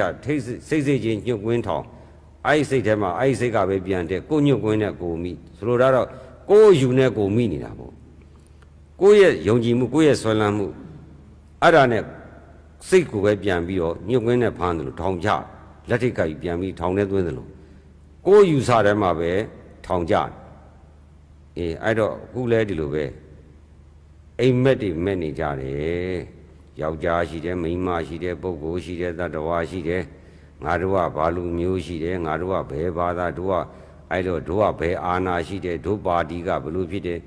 နော်တို့စီးပွားရေးတို့တထေးတို့အတိုင်းဝိုင်းတို့အကောင်လုံးအယူပဲအိမ်မက်မက်နေကြတာယူတာလည်းပါတယ်အိမ်မက်မက်တာလည်းပါအယူထားတယ်လို့အိမ်မက်မက်တယ်လို့ပဲခုနလိုဇတ်သမင်းအဖွဲ့ကလည်းဇတ်သမင်းလောကအယူအိမ်မက်မက်အယူထတချင်းဆိုတဲ့အဖွဲ့ကလည်းတချင်းဆိုတဲ့အတိုင်းဝိုင်းချင်းချင်းသူတို့ချင်းပြန်ညဆိုင်ညမနာလို့ကြဝင်တို့ကြချီးမွမ်းကြသေးတဲ့ကခွဲခွာတော့ငိုကြရီးကြအဲ့လိုငိုကြကတဲ့အဖွဲ့ကလည်းကတဲ့အဖွဲ့ရုပ်ရှင်အဖွဲ့ကလည်းရုပ်ရှင်အဖွဲ့နိုင်ငံရေးအဖွဲ့ကလည်းသူ့ပါတီကမကောင်းဘူးငါပါတီကကောင်းတယ်ဟိုကဟိုလူနဲ့ဒီလူနဲ့ဒီလူနဲ့ဟိုအဖွဲ့နဲ့ဒီအဖွဲ့နဲ့အဲ့ဒါအယူထားပြီအိမ်မက်မက်အဲ့တော့အတိုင်းဝိုင်းတစ်ခုဘယ်အတိုင်းဝိုင်းပဲဖြစ်ဖြစ်အယူတော်နေရလူတွေကအားလုံးဟာဥစ္စယူတို့လင်္ကာယူတို့နော်ဓာယူတို့ချဲယူတို့ခုနလိုအာနာယူအယူတွေအိမ်မက်မက်အယူကယူမှမိတယ်လို့အိမ်မက်မက်တဲ့လူကလည်းအိမ်မက်မက်မှမသိအဲ့လိုဖြစ်ပြီးသူတို့သွားမေးလက်ခံမှာမဟုတ်ဘူးအခုတော့ဦးစင်းကအဲ့ရကနိုးထားတော့ပြောလို့ရတဲ့နီးနဲ့တော့ပြောတာပဲမမဖျားဆိုမလုပ်တော့သွားတာပဲဩဒီအယူလည်းကုမရပြန်နော်ပြောတာပဲဟောတာတခါလေတရားဟောရမှတော့ရှစ်တယ်ဘာဖြစ်လို့လဲအကုန်သိပြီးသားကြီးပဲဦးစင်းတရားတစ်ဘက်မှာမေးတယ်ကဲပြည်သားကြီးခမရတို့တရားနာတဲ့ခန္ဓာကိုယ်ကြီးကယောက်ျားမိန်းမပုဂ္ဂိုလ်တ attva လားယုံနဲ့နာလားလို့မေးယုံနဲ့နာမှာဖေရတပြိုင်နေပဲသိတယ်သူတို့အဲ့ဒီယုံနာတဲ့တွေကဆင်းရဲလားဆင်းရဲတဲ့တရားလားနှိမ့်ဆက်တဲ့တရားလားချမ်းသာတဲ့တရားလားနှိမ့်ဆက်တဲ့တရားဒုက္ခတရားကြီးပါဗျာဒါလည်းသိတယ်သူတို့ဒီတရားကြီးကခိုင်မာရဲ့လားကိုယ်လိုလိုက်ရဲ့လားမခိုင်မာပါဘူးကိုယ်လိုမလိုက်ပါဘူးအနတ္တပါဗျာအဲ့တော့ဒီခန္ဓာအနိစ္စခန္ဓာဒုက္ခခန္ဓာအနတ္တခန္ဓာဘဝရတာ ကောင်းလားမကောင်းလားမကောင်းမှုအောင်ဗျာအဲ့လိုဘဝအသစ်ဖြစ်တော့ဘူးခန္ဓာချုပ်သွားရင်ငြိမ်းချမ်းတဲ့နိဗ္ဗာန်တတ်ကြီးရောမကောင်းဘူးလားကောင်းပါတယ်ဗျာခင်ဗျားတို့ရောက်ပြီလားဆိုမရောက်သေးဘူးယုံနံဆိုတာလည်းသိမမြဲဘူးဆိုတာလည်းသိတယ်နှိမရှိမခိုင်မာလို့ကိုယ်လိုမလိုက်ဘူးဆိုတာလည်းသိတယ်စိတ်ထဲမှာရှိတဲ့လောဘဒေါသမောဟကိလေသာတရားမကောင်းမှလည်းသိတယ်အဲ့ဒါလည်းပေါင်းတယ်ခွာလည်းမခွာနိုင်ဘူးဒီကိလေသာတရားတွေဒီကိလေသာတရားတွေလောဘဒေါသတွေမကောင်းမှုသူတို့ပြောတာပြောရင်းနဲ့ပဲအဲ့လောဘဒေါသကိလေသာနဲ့ပဲပေါင်းနေတာပဲအဲ့တော့ကျွတ်တော့ဘာလို့မှမသိတော့နော်အဲ့ဒီထဲမှာတရားအယူကရှိသေးတယ်ဟိုကြီးသာကကြမ်းတယ်ဒီသာကနှုတ်တယ်ဟိုကဘာဖြစ်တယ်တို့ကသစ္စာတရားပြတာဟိုမှာရှုချဲနဲ့နော်သိင်းဇွဲတင်သိင်းနော်ကြမ်းတယ်လို့ကြာထိုင်တာတရားမဟုတ်ဘူးလို့မဟာပလင်ရှိတာမှတရားမဟုတ်ဘူးကြာထိုင်တာတရားမဟုတ်ဘူးတရားဆိုတာယုံနေတာသဘောလေးရှုတာဘယ်နဲ့ရှုချဲဟာအဲ့ဒါတရားမှလည်းယူကြတာပဲဩယူတာအဲ့တော့ဥစဉ်တော့ဒါကိုဒါဥစဉ်ကတော့အမှန်ပြောတာကြိုက်ရှင်ကြိုက်မကြိုက်ရှင်နေယုံရင်ယုံမယုံရင်နေတကယ်ကိုအမှန်တရားတွေကိုသိစေချင်ပါလေအမှန်တရားကိုသိမှအမှားတရားတွေကျွတ်ပြီးတော့အမှားကြောင့်လောင်မြိုက်တဲ့မြီးတွေကိုယူဇက်ခင်းနေရတာဘဝမှာပုံစံမျိုးမျိုးနဲ့လောကရန်မျိုးမျိုးနဲ့ခံစားရမှာတွေကိုကြောက်တယ်နော်ကြက်တွေဝက်တွေဘာအပြစ်မှမရှိပဲငွေထားကျွေးလို့ကြီးလာအချိန်နဲ့သတ်သေးစိတ်တွေလည်းဒီလိုပဲသူ့ဟာသူသားသမီးတွေနဲ့နေကြအချိန်တန်ကြခုတ်ပိုင်းသတ်သေးသူတို့ရဲ့ဘဝရှင်သန်မှုသည်လူတွေစားဖို့အတွက်ရှင်သန်နေရဖြစ်တယ်နော်အဲ့ဒါဘာကြောင့်လဲသူကသူများတကာကိုအတိတ်ကစားခဲ့တော့တတ်ခဲ့တော့သူကအလဲကျပြန်ခန်းတာဘလို့မှပြီးမလို့ဘူးနွားတော့ကြီးလူတွေမောင်းနွားကြောင်သားတယောက်မောင်းတယ်အဲ့နွားတော့ကြီးကတောင်းတင်းကြီးပဲနွားကြောင်သားဝိုင်းသသေးတာပေါ့ဒါပဲနဲ့မလှန်ရဲဘူးသူ့ရဲ့ဝိုးကြွေးကံခံရတော့မှဆိုဘာမှတတ်နိုင်တော့နော်အဲ့တော့ပုထုဇဉ်ဆိုတာအယူနဲ့လည်းတူသလိုအိမ်မက်မက်နေတဲ့ပုံကိုယ်တွေနဲ့လည်းတူတယ်တဲ့အဲ့တော့ဦးဇင်းကအယူဖြစ်ကြောင်းအမှန်တရားတွေအယူမဟုတ်ပုဂ္ဂိုလ်တ attva မဟုတ်ကြောင်းအယူဇသိမ်းအောင်အိမ်မက်ကနိုးအောင်ဦးဇင်းနှိုးပြီးတော့အတူချုံဟောပါမယ်အခုတရားနာကြတဲ့ပုဂ္ဂိုလ်တွေလူပေါင်း9000လောက်ရှိတဲ့ဘောလုံးဝင်းကြီးတဲမှာမိမိပါနေတယ်ဆိုပါတော့မေးပြီတကားကြီးတကမာကြီးဟိုက်ထဲမှာလူဘယ်လောက်ရှိလဲလို့မေးကြည့်9000လောက်ရှိမယ်ဗျာလို့ပြောလိုက်အဲ့ဒါအယူစကားပဲဘာဖြစ်လို့လဲတဲ့အဲ့ဒါကိုဦးစင်ရှင်းပြသူကြတော့နည်းနည်းအစင်တန်းပညာပိုင်းနည်းနည်းမြင့်သွား9000ရှိတယ်လို့သူဆွဲတယ်ဒါပေမဲ့အာတကာကြီး9000မဟုတ်ပါဘူးတယောက်တည်းပါလို့ပြောတယ်အရှင်ဘုရားယူနေလားလို့မေးမှကြောက်ကိုပြန်ပြီးတော့လူတွေတလောက်အများကြီးဗျာအဲ့ဒါကိုအရှင်ဘုရားတယောက်တည်းပါလို့ပြောတော့အရှင်ဘုရားယူနေလားလို့ကြောက်ကိုအယူကအကောင်းပြန်ပြောတော့မှာအေးအဲ့ဒီလိုပဲတဲ့တကယ်တမ်းကြတော့ပိဋကကြီးတို့မှတ်ထားပါတယောက်တည်းအခုခမည်းတော်ထိုင်နေလေတယောက်တည်းအဲ့ဒီစိတ်ကလည်းတစိတ်တည်းအဲ့ဒီစိတ်လေးရှိလို့ငါသားရှိတယ်လို့ဆိုတာလဲစိတ်လေးရှိလို့ငါသားရှိတာငါသမီးလို့ပြောတာလဲအဲ့ဒီစိတ်လေးရှိလို့ငါသမီးရှိတာငါကဗမာလူမျိုးလို့ဆွဲတာလဲအဲ့ဒီစိတ်ရှိလို့ဖြစ်တာလောကကြီးလို့ပြောတာလဲအဲ့ဒီစိတ်လေးရှိလို့ပြောတာနော်ငါအဖြစ်ဘယ်လူမျိုးလဲလို့ပြောတာလဲအဲ့ဒီစိတ်ပဲငါဘယ်ဘာသာဝင်လို့ပြောတာလဲဒီစိတ်ပဲခမ်းများတို့ရဲ့စိတ်ကလေးဖြတ်ဆိုချုပ်သွားရင်အဲ့ဒီအတွက်အခုနေကဘာကြီးမှာလူသိန်းပေါင်းတန်းပေါင်း1000ကျော်လား1000ကျော်လား9000 8000လားရင်ကလည်းမှားပြီတန်းပေါင်း8000 1000လောက်ရှိမယ်တန်းပေါင်း9000နဲ့ကဲအခုနေကမှကျွတ်တို့ကဘာကြီးမှာတန်းပေါင်း9000ရှိတယ်တဲ့ကဲကောင်းပြီကိုမေးတန်းပေါင်း9000ရှိတယ်အဲ့လူဖြတ်ဆိုအဲ့စိတ်ကလေးသေးသွားရင်အဲ့မသားကြီးကိုမေးမယ်တန်းပေါင်းဘယ်လောက်ရှိတယ်လို့မေးရင်မရှိတော့ အဲ့ဒီစိတ်ကလေးရပဲတန်ပေါင်း9000ရှိတယ်လို့စွဲထားတဲ့အယူလိုပဲကြောက်ခဲကြီးကိုဗရရှင်လို့စွဲထားတော့သူ့ဘက်ကတော့မှန်နေတာအခုလေတကယ်တမ်းကြတော့မိမိဒီမွေးတဲ့ကမျက်လုံးမပါလာဘူးဆိုရင်လောကဓာတ်ကြီးရဲ့အမြင်တရားသဏ္ဍာန်တရားတွေမရှိတော့မိမိမွေးတဲ့ကနာကန်းခဲ့မယ်ဆိုရင်လောကဓာတ်ကြီးရဲ့အတန်တရားတွေမရှိတော့မိမိဒါပဲနဲ့လူတွေကတော့ရှိနေမယ်နော်ဒါကိုယ့်ဘက်ကကိုပြန်ကြည့်မယ်ဆိုရှင်နှာခေါင်းကလည်းအနံ့ခံစရာအကြည်ပြက်လာပြီဆိုရင်လောကဓာတ်ကြီးရဲ့အနံ့တရားဆိုတာလည်းသူမရှိတော့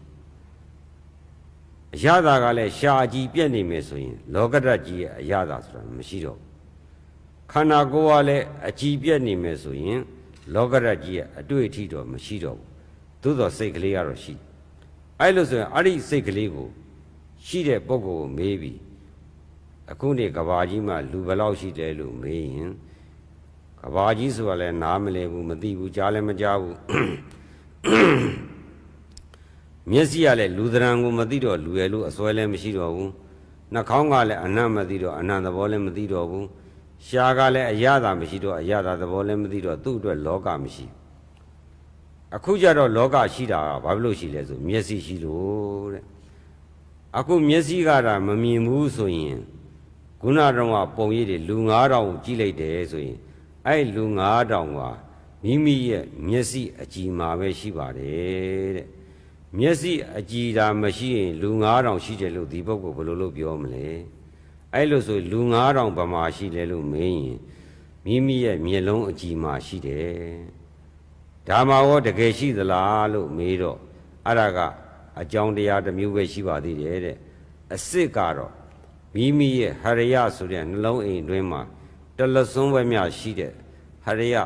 သူ့ရဲ့အကြည်ကိုမှီဖြစ်နေတဲ့အတိတ်ကပြုတဲ့ကံရဲ့အဟုန်နဲ့တည်နေတဲ့ဘဝင်စိတ်ဆိုတဲ့စိတ်တွေမွေးဖွားရာအကြည်ဓာတ်ကြီးမှာပဲရှိပါတယ်အဲ့ဒီစိတ်ကိုမျက်စိဓာရကနေပြီးတော့အစင်းကိုမြင်တယ်အဲ့ဒီမြင်တဲ့အစင်းကိုစက္ကုအကြည်ကနေမနောဓာရရောက်ပို့လေမနောဓာရရောက်ပို့တော့မှအပြင်ကပုံရိပ်တွေကမနောဓာရရောက်သွားတော့မှအဲ့မှာမနောဝိညာဉ်ကဘဝင်အကြည်စိတ်ကြည်နှလုံးထဲမှာရှိတဲ့လူပုံရိပ်တွေကိုကြည့်ပြီးတော့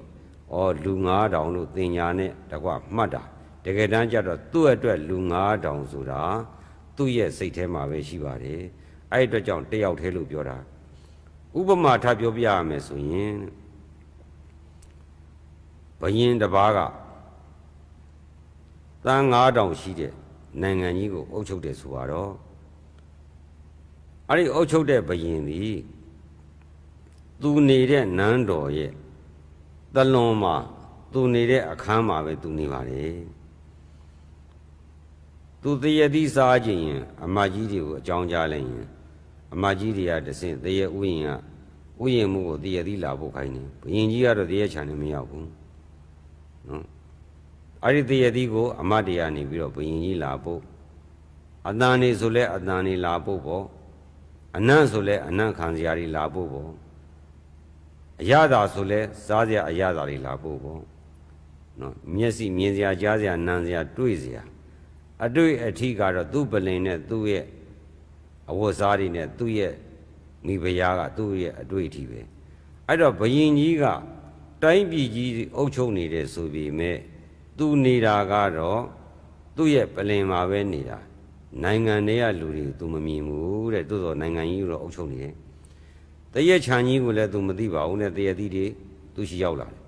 အဲ့လိုပဲတဲ့အာယုန်တွေဟာအာယုန်မိမိရဲ့စိတ်ကဘယင်ကြီးနဲ့တူတယ်စိတ်ရဲ့မိယာနှလုံးရဲ့သွေးအကြည်ဓာတ်ကပလင်နဲ့တူတယ်အဲ့ဒီဘယင်ကြီးကနိုင်ငံကြီးတာအုပ်ချုပ်နေပြီနဲ့ပလင်နဲ့ကမခွာသလိုစိတ်ဆိုတာလေတဲ့အပြင်မထွက်ပါဘူးတဲ့စိတ်အကြည်ဆိုတဲ့အဲ့ဒီမှာတီးပြီးတော့မျက်စိဘောက်ကအစင်းတွေရောက်လာလိုက်ဘယင်ကြီးကိုလာပြီးအစင်းတွေဆက်သားလိုက်အနံ့နေနှာခေါင်းကြည်ဓာတ်ကနေပြီးတော့ခံယူပြီးတော့ဟရိယတုတ်ဝိထုကိုစိတ်ကြီးကိုပို့ပေးလိုက်စိတ်ကြီးကိုရောက်လာတဲ့ပုံတူဓမ္မဓာတ်တွေပေါ့အမြင်အတန်နဲ့သဘောတူဓာတ်တွေပေါ့ဥပမာပြောမယ်ဆိုဦးစင်းဒီကနေပြီးတော့မိုက်စကားပြောတယ် မိုက်စကားပြောတော့အတန်ချစ်ဆက်ကနေပြီးတော့တဆင့်စပီကာဘောက်မှာထွက်နေတယ်အဲ့တော့ဦးစင်းရှိကအတန်ကိုဒီမိုက်ကလက်ခံတယ်လက်ခံပြီးတော့ဒီဝါယာဂျိုးကနေတဆင့်ထွက်သွားတယ်အဲ့ဒီဝါယာဂျိုးထဲမှာကြေးဂျိုးပါတယ်လျှက်စစ်တက်တွေပါတယ်ကြေးဂျိုးနဲ့လျှက်စစ်တက်တွေရှိပေနဲ့ဦးစင်းကအတန်မပြောရင်သူတို့ရပ်ဒီတိုင်းပဲနေတယ်ဦးစင်းကတကာကြီးလို့ခေါ်လိုက်ရင်ဦးစင်းရဲ့ခေါ်တဲ့တကာကြီးနဲ့ပုံတူအတန်ကဟာဒီမိုက်ကနေတဆင့်လျှက်စစ်တက်ကနေတကာကြီးဆိုတဲ့ဓာတ်ကိုကြီးကျိုးအမိပြုပြီးတော့စပီကာဘောက်ကိုပို့ပေးတော့စပီကာဘောက်မှာဦးစင်းနဲ့တူတဲ့တတန်ထွက်တယ်ဦးစင်းကဒီမှာတတန်ထွက်တယ်အေးအခုလည်းဒီလိုပဲတဲ့အကယ်၍လူတစ်ယောက်ကအင်တာနက်ကနေဂျူရုစလောင်းကနေပြီးတော့အင်္ဂလန်ကဘောလုံးပွဲကြည့်မယ်ဆိုလဲသူ့အခန်းထဲကကြည့်နေတာဟိုသမုတ်တရားတွေကပင်လယ်တွေကဟာတွေကြည့်မယ်ဆိုလဲသူဒီကနေကြည့်တောတွေတောင်တွေကြည့်မယ်ဆိုလဲဒီနေရာနေကြည့်နောက်တော့ကားပြိုင်ပွဲတွေလုပ်နေလေသူ့အိမ်เนี่ย तू ကတော့အိမ်ထဲနေပြီးနဲ့ကဘာကြီးကိုသူမြင်နေရတယ်လို့ပဲတကယ်တမ်းကြတော့မဟုတ်ဘူးဟိုကနေလွတ်လိုက်တဲ့အာယုန်တွေကအင်တာနက်စလောင်းကနေဖမ်းပြီးတော့သူ့အိမ်က TV ပေါ်မှာပေါ်နေတာ तू ကကြည့်တာအဲ့တော့ကြည့်တဲ့ပုဂ္ဂိုလ်ဒီစိတ်နဲ့တူသည် TV စလောင်းဒီစိတ်အကြည်ဓာတ်နဲ့တူသည်အာယုန်ဘောင်းစုံတို့သည်ဓဝါရ၅ပေါက်ကနေစီးလာတော့ခုန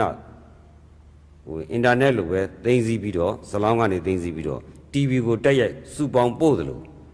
နော်သူကတော့တယောက်တည်းနေတာလောကကြီးကိုအကုန်လိုက်လှည့်ကြည့်နေတာဒါပေမဲ့သူကအင်္ဂလန်မှာဘောလုံးကန်နေတယ်ပသမုတ်တရားထဲမှာငားတွေဘလို့ပေးရနေတယ်ဘယ်နေရာမှာကားပြိုင်ပွဲတွေလုပ်နေတယ်ဘယ်နေရာမှာစစ်တိုက်နေတယ်ကဘာကြီးကိုပဲသူတကယ်ရောက်နေတယ်လို့တကယ်တမ်းကျတော့သူရောက်တာမဟုတ်ကဘာကြီးရဲ့အာယုန်တွေကသူ့ရှိရောက်အခုလည်းဒီလိုပဲတဲ့ယောဂီတွေရဲ့စိတ်ကဟရိယဝိထုဆိုတဲ့စိတ်အကြည်ဓာတ်ကစိတ်ကြီးကိုမှီပြီးဖြစ်နေတဲ့စိတ်ကအဲ့ဒီမှာပဲနေပြီးတော့ဘယ်ကိုမှမထွက်ပါဘူးတဲ့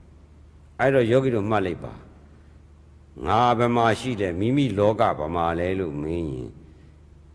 မိမိရဲ့ခန္ဓာကိုတော့မရောက်ပါဘူးတဲ့ကိုယ့်ရဲ့ဟရိယထဲမှာပဲမိမိတီးနေပါတယ်မိမိရဲ့ဘဝသည်စိတ်အကြည်မှာရှိတယ်မိမိနေတဲ့အိမ်သည်စိတ်ကြည်မှာပဲရှိတယ်မိမိရဲ့လောကသည်စိတ်ကြည်မှာပဲရှိတယ်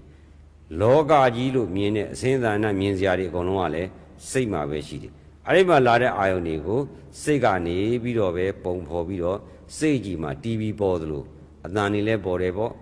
စပီကာဘောက်ကအတန်တွေပေါ်တယ်ဘီရီရိုက်ပြတော့ဘောလုံးပွဲကြီးက TV ဘက်မှာပုံနေသလို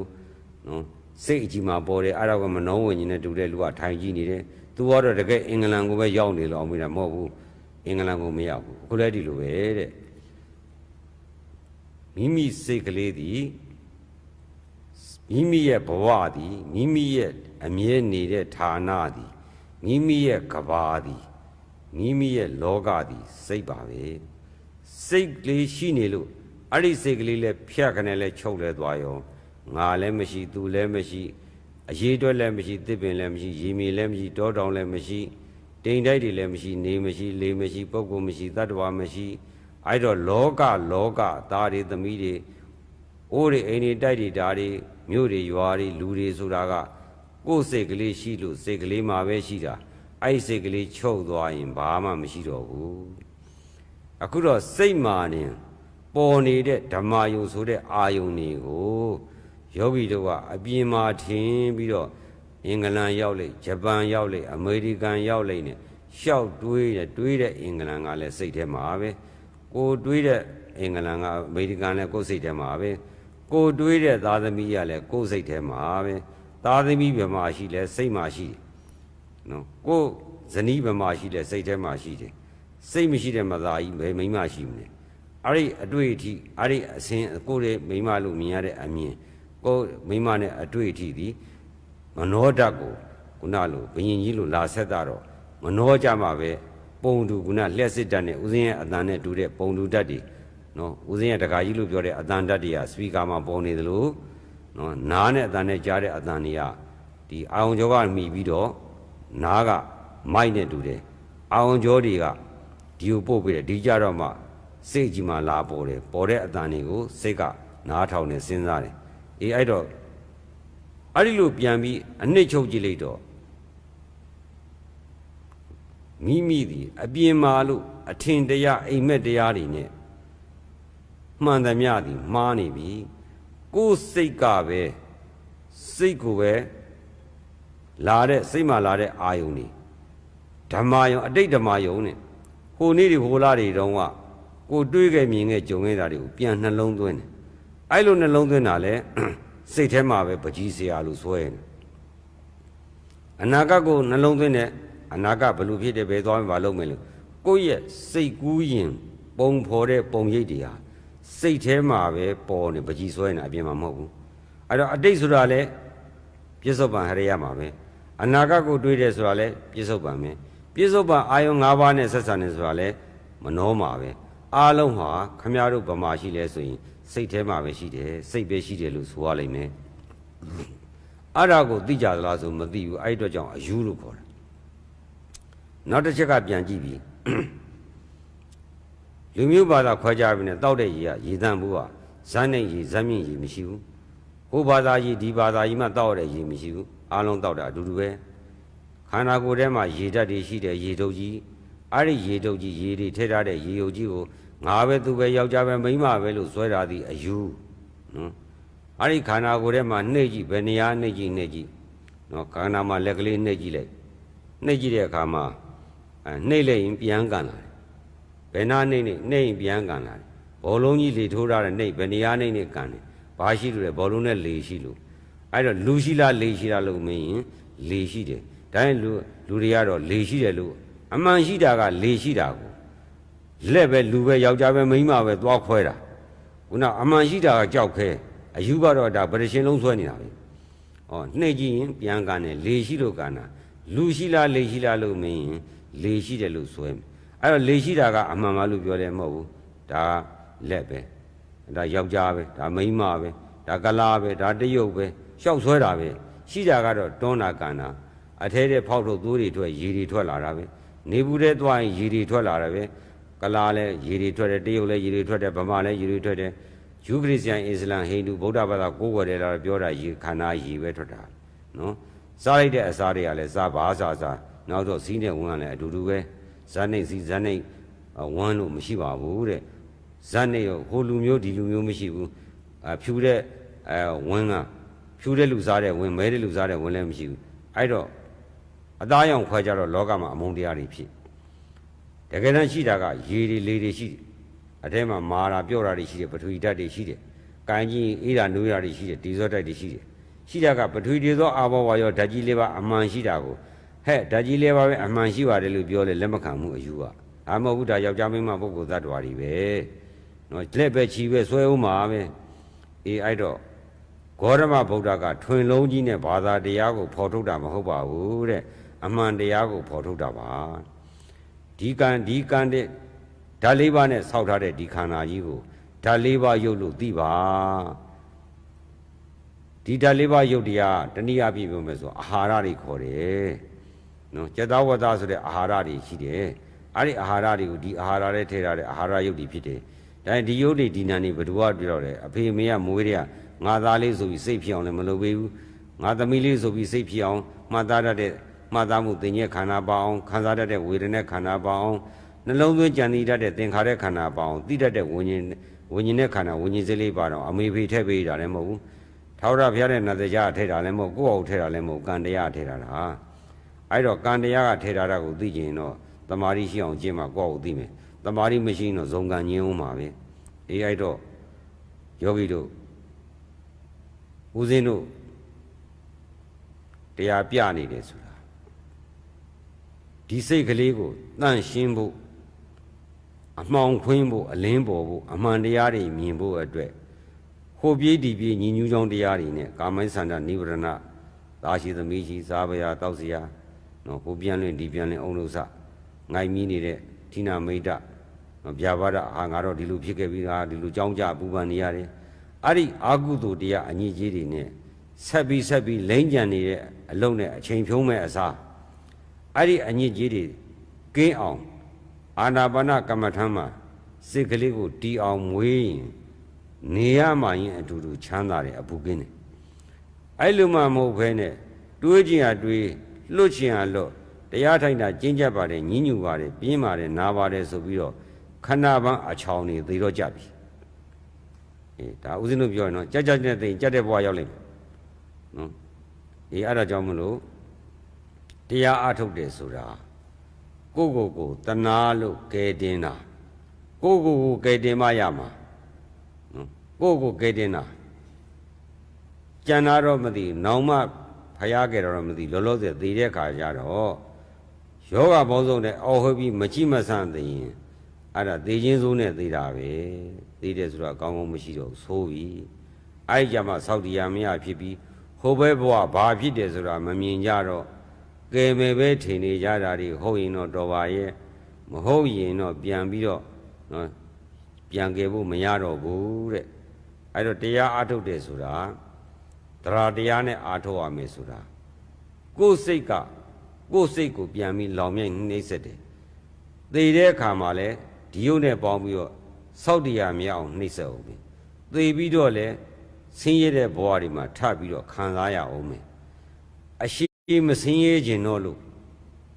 ရတဲ့ဘဝအိုနာသေးဆိုတဲ့မမြဲတဲ့ခန္ဓာကြီးတန်ត្រာလဲပြီးတော့သူ့ငါစားငါသူစားသူ့ငါခိုင်ငါသူခိုင်သူ့ငါညင်စေငါခံသူ့အနိုင်ကျင့်ငါပြန်လဲအနိုင်ကျင့်နဲ့ဘာတပြန်ကြားတပြန်မဆွင်နွဲကြစေခြင်းလို့အခုလို့ကဲတဲ့အခါမှာလွတ်ကြောင်းတွေးတဲ့အခါမှာလွတ်ရလန်းကိုလျှောက်ဖို့ကိုတနာသောအဖြစ်ကဲတင်ဖို့ဆိုတဲ့စိတ်ဓာတ်နဲ့တရားအားထုတ်ဖို့ဦးဇင်းတိုက်တွန်းပါတယ်နော်ဒီလောက်ဆိုရင်သဘောပေါက်ပါပြီအယူဘဝလွတ်ဖို့အိမ်မက်မဲ့နေတဲ့ဘဝအိမ်မက်ရှိမှလွတ်ဖို့သေတဲ့အခါမှာကိုငြိမ်းချမ်းအောင်မသေးခင်နဲ့စိတ်ကလေးကိုသိသိနိုင်ဖို့သေပြီးဟိုဘဲဘဝမှာကိုမကောင်းတဲ့ဘဝတွေပယ်ခွာယုံပြီးတော့ကောင်းတဲ့ဘဝနဲ့အကောင်းဆုံးဖြစ်တဲ့ထာဝရချမ်းသာရဖို့အဲ့ဒီကိုအခုရနေစတာငါတို့အခုကွာရတီနဲ့ဝင်နေရတာနော်မသိရင်တော့ငါတို့ဒုက္ခရောက်လာတယ်အောင်မိတာအခုတော့တို့ကံကောင်းလို့နော်ကံဆိုတဲ့အာနာပါနစသဖြင့်ကမ္မထံကုသိုလ်တရားကိရိတာစင်ကြယ်တဲ့မဟာကုသိုလ်ကံကြီးရရှိခံစားရမှာမို့လို့ဒီလိုဖြစ်လာတာငါတို့အရာတော်လီစွာလို့အဲ့လိုနှလုံးသွင်းရမယ်အဲ့လိုနှလုံးသွင်းပြီးတော့အာနာပါနကမ္မထံကိုကျင့်ကြံရမယ်ကျင့်ကြံတဲ့အခါမှာကုသိုလ်နှစ်နာရီစပြီဆိုတော့နာယီရအကြောင်းမဟုတ်ဘူးနော်နာယီဆိုတာသူ့ဘာသူသွားနေတာအချိန်ကသူ့ဘာသူဖြစ်နေတာကိုယ်ယုံနဲ့ကိုယ်စိတ်နဲ့တွေ့တဲ့အခါမှာမဆင်းရဲဘူးဒါကအဓိကအဲ့တော့တိုးကျင့်တိုးကောင်းတာပဲကိုကဟင်းမီးသလိုပြောတိပြောနေရုပ်ရည်ရဲလို့ရင်တော့ကိုယ်ပဲခံရမှာအဲ့တော့ကိုကနာသီဝကိုစိတ်ကိုကတ်တယ်စဉ်းစားကြည့်ရမယ်နာသီဝစိတ်ကတ်တယ်အိုက်စိတ်ကမနေဘူးအောက်ကဝေဒနာကြီးပြေးစင်တယ်နာသီဝကိုပြေးကတ်တယ်ဝေဒနာကိုပြေးစင်တယ်အဲ့တော့စဉ်းစားကြည့်လေယောဂီတို့အောက်ကကြိုက်ခဲထုံကျင်နာကြီးကစီယမန်တိတိနဲ့ဘယ်သူကပေါင်းကျင်မလဲမပေါင်းကျင်လို့ဝင်လေထွက်လေမှကတ်တယ်ကိုယ့်ရဲ့တိုင်တမှုမပါပဲဘာဖြစ်လို့အောက်ကကြိုက်တာခဲတဲ့ဒုက္ခအယုံကြီးကပေါင်းပါလေအေးအဲ့ဒီထက်မှယောဂီတို့မှတ်ထားပါစေတံဆိုတဲ့မာနရှိတယ်လောဘဒေါသမောဟတွေအဲ့ဒီကိလေသာတရားတွေကစိတ်ကကိလေသာတဲ့လွန်မြောက်တဲ့နေရာရောက်ရင်သူကလက်မခံဘူးအဲ့တော့ကိလေသာနဲ့ပေါင်းမဲ့နေရာတခါထိုးချရတာပဲတဏှာလောဘဒေါသအစွဲချဇံစေတသိက်တရားနာသီဝပြေကတဏှာလောဘဒေါသအစွဲချကိုယ်ကဆွဲတင်အဲ့ဒီမှာကဲတင်ရှင်နဲ့စေတံနဲ့တွေ့ပြီတဲ့ကဲတင်ရှင်ဆိုတာတရားဝရိယတိတ္တမာရိနော်တရားဆိုတဲ့ယုံကြည်ချက်ဝရိယဆိုတဲ့ဝင်လေထွက်လေရှုဆိုင်မှုနဲ့တတိထားမှုကိုမအားနာအားစိုက်ထိုးတာဝရိယတတိဆိုတာဝင်လေထွက်လေရှုလေလမ်းကြောင်းကိုထိချက်ကလေးကိုစောင့်ရှုတာကတတိသမာဓိဆိုတာအရိယနေစိတ်ကလေးဘဲမှမပြေးဘဲနဲ့ခိုင်းတာအဲ့ဒီဟာကကဲတင်ရှင်မာနကအောက်ကဒုက္ခတဲ့သွားပေါင်းတို့ကြလှုပ်လိုက်ပြင်းလိုက်မားလိုက်တို့ကြခါးကြီးဆန်းလိုက်တို့ကြခါးကြီးချလိုက်တို့ကြနှခမ်းသားတွေကြော်လက်လှုပ်လိုက်ချီလှုပ်လိုက်ကိုလှုပ်ချင်ကိုလှုပ်နေတာဒီသင်္ကန်းကြီးကျတော့လှုပ်ချင်လှုပ်လို့မရအောင်အချင်းချင်းဖြစ်မှာအဲ့ဒီလိုအလိုလိုက်တဲ့ပုဂ္ဂိုလ်များဟာတရားဝရိယသတိသမารီအာကောင်းအားနေပြီးတော့ယောရီယောရဲ့ကျင့်တဲ့ပုဂ္ဂိုလ်ကဆင်းရဲမှုမှမလွတ်ဘူးအရသာမတွေ့ဘူးအဲ့လိုမှပုံမဲ့တရားဝရိယအားကောင်းတဲ့ပုဂ္ဂိုလ်ကတဏှာကိုစေတံကိုနိုင်အောင်တိုက်နိုင်တဲ့အခါကျတော့စေတံလွတ်တဲ့နာသီဝထိချက်ကလေးမှာအရှိတော်အနေမြန်ညှိပြီးတော့သွားလို့ရှိရင်စိတ်ကငြိမ်းချမ်းပြီးချမ်းသာအတိတ်လောတောကမိလည်းငြိမ်း အနာဂတ်ကြောင့်တွေးတဲ့တောကမီးလည်းငြိမ်းမျက်စိနဲ့အစင်နားနဲ့အသံနှာခေါင်းနဲ့ရှားနဲ့အရာသာကိုယ်နဲ့အတွေ့မှာရှိတဲ့တောကမီးလည်းငြိမ်းပြီးတော့နော်စိတ်ကလေးကတောကမီးငြိမ်းပြီးတော့တန်ရှင်းနေတဲ့တန်ရှင်းသောဝิญဉ်လေးအဲ့မှာနာသီဝမှာတည်ထားရမယ်အဲ့ဒီတော့ကိုယ်စိတ်ကိုနိုင်ဖို့လိုတယ်သမရာကြီးမဖြစ်ချင်နေပါစေဘီလီယံနာကြီးမဖြစ်ချင်နေပါစေကိုယ်စိတ်ကိုနိုင်တဲ့ပုဂ္ဂိုလ်ဟာထာဝရချမ်းသာမယ်သမရာကြီးဘီလီယံနာကြီးအာနာရှင်ကြီးပညာရှိကြီးနာမည်ကြီးဖြစ်ပြီနဲ့ကိုယ်စိတ်ကိုမနိုင်သိရင်သိချင်းစိုးနဲ့သိလိမ့်မယ်ညီကဩကဟေကအမလေးလောက်ကြပါအောင်ကဲကြပါအောင်မကဲနိုင်တော့ဘူးလားနဲ့ဩသိမှာနော်အေးအဲ့ဒါကြောင့်မလို့ကိုယ်စိတ်ကိုနိုင်တဲ့ပုဂ္ဂိုလ်ကထမိန်စုပ်တဲစုပ်နဲ့ပစိုးစုပ်နဲ့နေခြင်းနေရပါသေးဝင်လေထွက်လေမှာစိတ်ကလေးတတိလေးကပ်ပြီးတော့ဒီစိတ်ဘယ်မှမပြေးဘဲနဲ့တခါတည်းကတ်ထားကြည့်ပါလားလို့ချမ်းသာမှချမ်းသာနော်ဒီတော့လေအောက်ကဝေနာတွေတက်နေအဆုတ်ကမိစားနဲ့ထိုးသလိုအသေးကစူးနဲ့ထောက်သလိုတွေမရှိတော့အဆုတ်တွေအသေးတွေကြိုက်တာတွေခဲတာတွေပူတာတွေမောတာတွေကြက်တာစိတ်နဲ့မဆက်ဆံမနဲ့ခုနဝင်လေထွက်လေလေးမှာကထားလို့ရှိရင်လွတ်ပြီစေတန်းလက်ကလွတ်ပြီငရဲကလွတ်ပြီငရဲဆိုတာပြစ္ဆုတ်ပါမယ်စိတ်ကလေးတတိဝရိယတို့ရဲ့ကေတေရှင်နဲ့လွတ်သွားရင်စေတန်းပဲဆွဲချလဲငရဲပြီဆွဲချတယ်ဟာအောက်ကကြိုက်တယ်ငရဲကြီးအောက်ကဝေနာတဲ့ကြိုက်တယ်လို့ပြောငရဲကွေးကြိုက်နေတာအဲ့ဒါပြစ္ဆုတ်ပါငရဲအောင်းတယ်ဆိုတင်းပုံးနဲ့လည်းဆိုလောလောဆယ်အထုခံတာစူးတယ်ဆိုပြစ္ဆုတ်ပါမိန်းနေစလူနဲ့အထုခံနေရဟာတင်မာကစူးကြီးနဲ့ထိုးထားတယ်လို့အတင်မာစူးနဲ့ထိုးတယ်ငရဲပြစ္ဆုတ်ပါငရဲကိုပြစ္ဆုတ်ပါစေတန်းကဆွဲချတေးသွားရင်အဲ့စေတန်းကတကယ်ငရဲကိုဆွဲချအဲ့ဒါကြောင့်မလို့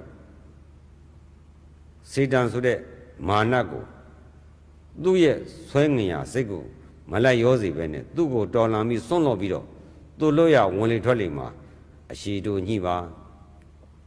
လက်နဲ့ထောက်ပြီးမရှူပါနဲ့တရားထိုင်တာခါကြီးညှိပြီးတော့ရင်မကြီးကော့ပြီးတော့ပခုံးကြီးတတောင်းနဲ့တန်းတန်းကြီးခေါင်းကြီးနဲ့တဲ့ကြီးထောင်မထားပါနဲ့အဲ့ဒါကာမဇောဖြစ်ပါတယ်ကိုယ့်ဘက်ကိုတရားအားမထုတ်ဖဲနဲ့ကိုယ့်ရဲ့ position နဲ့ကိုယ့်ရဲ့ခန္ဓာကိုယ်အချိုးအစားကိုယ်နေကြထိုင်နေကြအတိုင်းလေးပဲနေပါ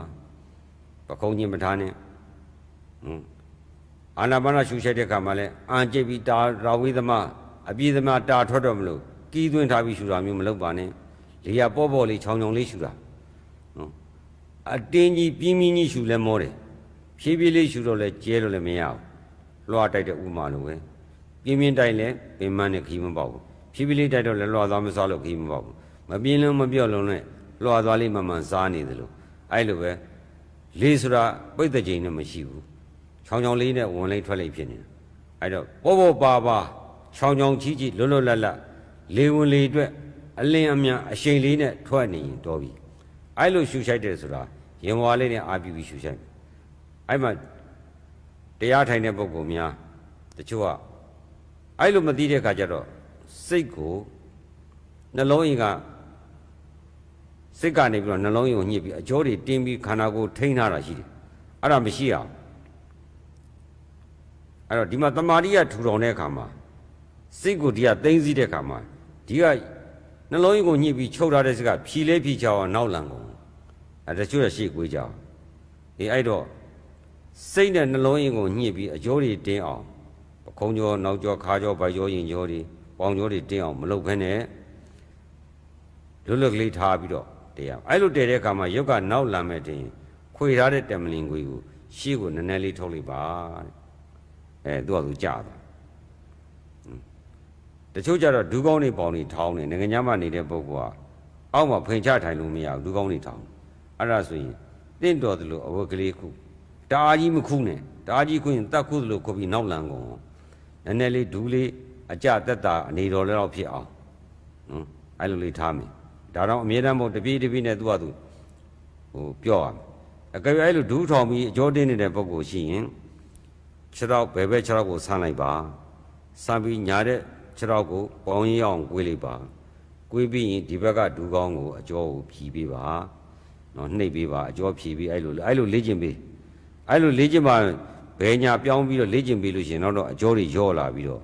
နော်အောက်မှာဒူးကျသွားလိမ့်မယ်လောဆယ်ကတော့နည်းနည်းလေးတင့်တလောက်ခု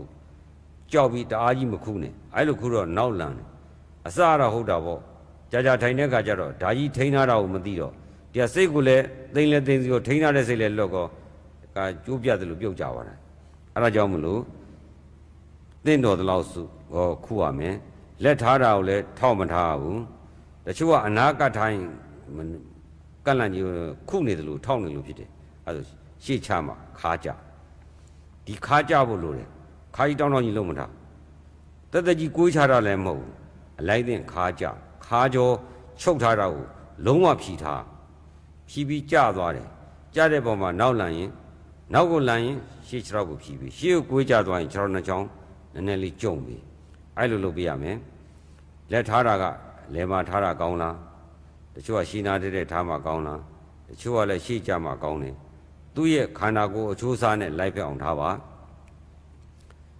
ရှူရှိုက်တဲ့အခါမှာလည်းဝင်လင်ကိုစောင်းမရှူပဲနဲ့ထွက်လေကိုလည်းစောင်းပြီးတွန်းမလွတ်ဖဲနဲ့ဝင်လေရဲ့ပြေးဝင်လာတဲ့လေရဲ့အရှိန်တုံးနဲ့ပြေးထွက်သွားတဲ့အရှိန်တုံးညီမျှပြေးဝင်လာတဲ့လေရဲ့အရှိတူနဲ့ပြေးထွက်သွားတဲ့လေရဲ့အရှိတူညီရမယ်တော့ကြရှည်ရှူလိုက်တော့ကြရှူရှဲနဲ့တူတူလေးရှူလိုက်တော့ကြမြန်ရှူလိုက်တော့ကြနှင်းရှူလိုက်တော့ကြမရှူပဲရက်နေလိုက်အဲ့ဒါဆိုရင်ရောမှားသွားပြီရှူရှိုက်တာမနာရဘူးကိုရေရှူလို့ကောင်းမဲ့အရှူနှုံးကိုရွေးချယ်ပါဦးဇင်းတို့စက်ကအများနဲ့ညှိပေးထားတာပါဒီတဲ့နည်းနည်းလေးမြန်အောင်ရှူလို့လည်းရပါတယ်ဒီတဲ့တအားကြီးမြန်လို့တော့ဖွင့်မပြပါဘူးဘာလို့ဆိုတမာတိတွေလွတ်ပြီးတော့အတိတ်စိတ်တွေဘွတ်ကျူးတွေပေါ်လာတတ်ပါတယ်စိတ်ကိုမထိန်နိုင်တော့ဘူးအဲ့ဒါတွေကတော့ဘယ်လိုပုံကိုမျိုးလဲဆိုတော့ဖြစ်တယ်လေနေ့စဉ်ကြက်သက်ဝက်သက်အဲ့လိုတတ်နေတဲ့ပုံကိုများအဲ့တိုင်းပြကြည့်ပါလားတခါတည်းချက်ချင်းပေါ်တာပဲသူသတ်သမျှသူပြန်ခါနာအကုန်ပေါ်တယ်အဲ့ဒါတမာတိစိတ်ကိုမထိန်နိုင်တော့အဲ့အတွက်ကြောင့်စက်ကရှူနှုံးနဲ့ပို့ပြီးနည်းနည်းပြင်းမြန်ရှူခြင်းနဲ့ဆိုနည်းနည်းတော့ခွင့်ပြုပါတယ်စက်ကရှူနှုံးတဲ့လျှော့တော့မရှူစေခြင်းဘူးနောက်တစ်ခုကမောနှလုံးယောဂပန်းနာရင်ချက်အမောဖောက်တဲ့ပုံကုများရှိရင်တော့စက်ကရှူနှုံးတိုင်းမရှူရပါဘူးကိုယ့်ဘာကိုပဂရိရှူနှုံးတဲ့နည်းနည်းလေးတက်တာရှူလို့ရတဲ့ရှူနှုံးတိုင်းရှူရပါမယ်အဲ့လိုရှူတဲ့အခါမှာအရှိတူမှန်ရမယ်အနည်းအမြန်မှန်ရမယ်အပြင်းအပြော့မှန်ရမယ်ဝင်လေထွက်လေအရှိန်မှန်ရမယ်ရက်လိုက်ရှူလိုက်နေလေးမြန်လေးမလို့အဲ့ဒီစနစ်အတိုင်းမိမိယောဂနဲ့မျှတယုံခံသာယုံကြာရှူနိုင်တဲ့အရှူကိုရွေးချယ်ပြီးတော့ရှူလို့ရပါတယ်အဲ့လိုမှမဟုတ်ဘဲနဲ့ရှူနိုင်ရဲ့သားနဲ့ကျမ်းမာရေးသားနဲ့ကောင်းရဲ့သားနဲ့လက်ကြောမတင်မဲနဲ့ပျော့ရှူရင်ဝေနာတက်လာရင်မထိန်နိုင်တော့နော်အဲ့တော့ဒါအာနာပါနပိုင်းဦးဇင်းတို့ကတော့တတ်မှတ်တဲ့အချိန်လေးတွေပြီးကြပါတယ်နောက်တစ်ခုကတော့ဦးဇင်းဒီကယောနသန်စာအုပ်ကိုဖတ်စီခြင်းပါတယ်အဲ့ဒီစာအုပ်ဖတ်မှလူဘဝမှာလူနဲ့တူမှာပါမိမိဒီလည်းကောင်းမိမိရဲ့သားသမီးတွေဒီလည်းကောင်းဒီစာအုပ်ဖတ်မှဘဝနေရေးဘဝဒီပဲဘဝရဲ့သစ္စာတရားတွေသိမှာပါဘဝရဲ့လွတ်မြောက်ကြောင်းကံကိုင်းအကျိုးကိုဦးဇင်းအသေးစိတ်ရေးသားထားပါတယ်ဒီကံတရားနဲ့ဉာဏ်တရားကိုဥပမာတွေပေးပြီးတော့ဦးဇင်းရှင်းထားတဲ့ကြောင့်ဘုရားဟောတဲ့ကံကိုင်းအကျိုးဆိုတာကံတရားဆိုတာဒီသဘောတွေပါလားလို့သိသွားရင်ဗုဒ္ဓဘာသာဝင်တယောက်မှန်ရင်ကံနဲ့ကံအကျိုးယုံကြည်ရမယ်လို့ပါပါတယ်ဗုဒ္ဓဘာသာဝင်ဆိုပြီးအရေးတွက်တယ်မဟုတ်သေးဘူးကံနဲ့ကံအကျိုးကိုယုံကြည်ရမယ်ပရိစ္ဆေသမုပ္ပါဒ်ကိုယုံရမယ်တနည်းအားပြောမယ်ဆိုရင်ကံနဲ့ကံအကျိုးတဘဝနဲ့တဘဝဘလို့သဲဆောင်နေဘဝတဲ့ဘလို့တိဆောက်တယ်ဆိုတာကိုဦးဇင်းဥပမာတွေနဲ့ပေးပြီးတော့ရေးထားတဲ့စာအုပ်ဖြစ်ပါတယ်ဦးဇင်းလိုက်ပြီးတော့ဟောတယ်ပေါ့ဖတ်ဖို့ပေးပါတယ်ဝယ်ခြင်းတဲ့ပုဂ္ဂိုလ်လည်းဝယ်ပေါ့မဝယ်ခြင်းလို့ရှိရင်လည်းဖတ်ပါအတိတရားအကျင့်တရားနှမျိုးရှိပါတယ်ဝိဇ္ဇာစရဏတမ္မန်တော့သိစရာရှိတာကလည်းဖတ်မှသိပါတယ်ကျင့်မှလည်းအကျင့်သိရှိပါတယ်သိစရာရှိလည်းသိဖို့ဖတ်ရပါတယ်ကျင့်မှသိရမယ့်ကိစ္စလည်းကျင့်ရပါမယ်အဲ့ဒါကြောင့်ဝိဇ္ဇာစရဏနှမျိုးလုံးပြည့်စုံရပါမယ် အဲ့တော့ဦးဇင်းတို့ဒီကဂျာနဲ့စာအုပ်မဖိုင်နေပါအယောနသန်စီရောရဲ့နည်းနည်းသောပေလိများဖွင့်ဆိုခြင်းအဲ့ဒါကိုဖတ်ခြင်းအပြင်လူဘဝမှာနေတတ်စားတတ်နော်အသက်မွေးမြူတတ်သွားပါလိမ့်မယ်အဲ့တော့အားလုံးဒီနေ့ညတရားနာကြတဲ့ပုဂ္ဂိုလ်ပေါင်းသူတော်ကောင်းတို့ပုရုဇဉ်ကဘာဖြစ်တဲ့အယူနဲ့အိမ်မက်ဘဝကလွတ်ပြီးတော့အရိယကဘာဖြစ်တဲ့သမာဓိဋ္ဌိသမာဓိမဉ္ဇဉ်နေရယူထာဝရငြိမ်းချမ်းသောနိဗ္ဗာန်သို့လွယ်ကူသောကျင့်လင်းမြန်သောဉာဏ်တို့ဖြင့်မျက်မှောက်ပြုနိုင်ကြပါစေကုန်သတည်း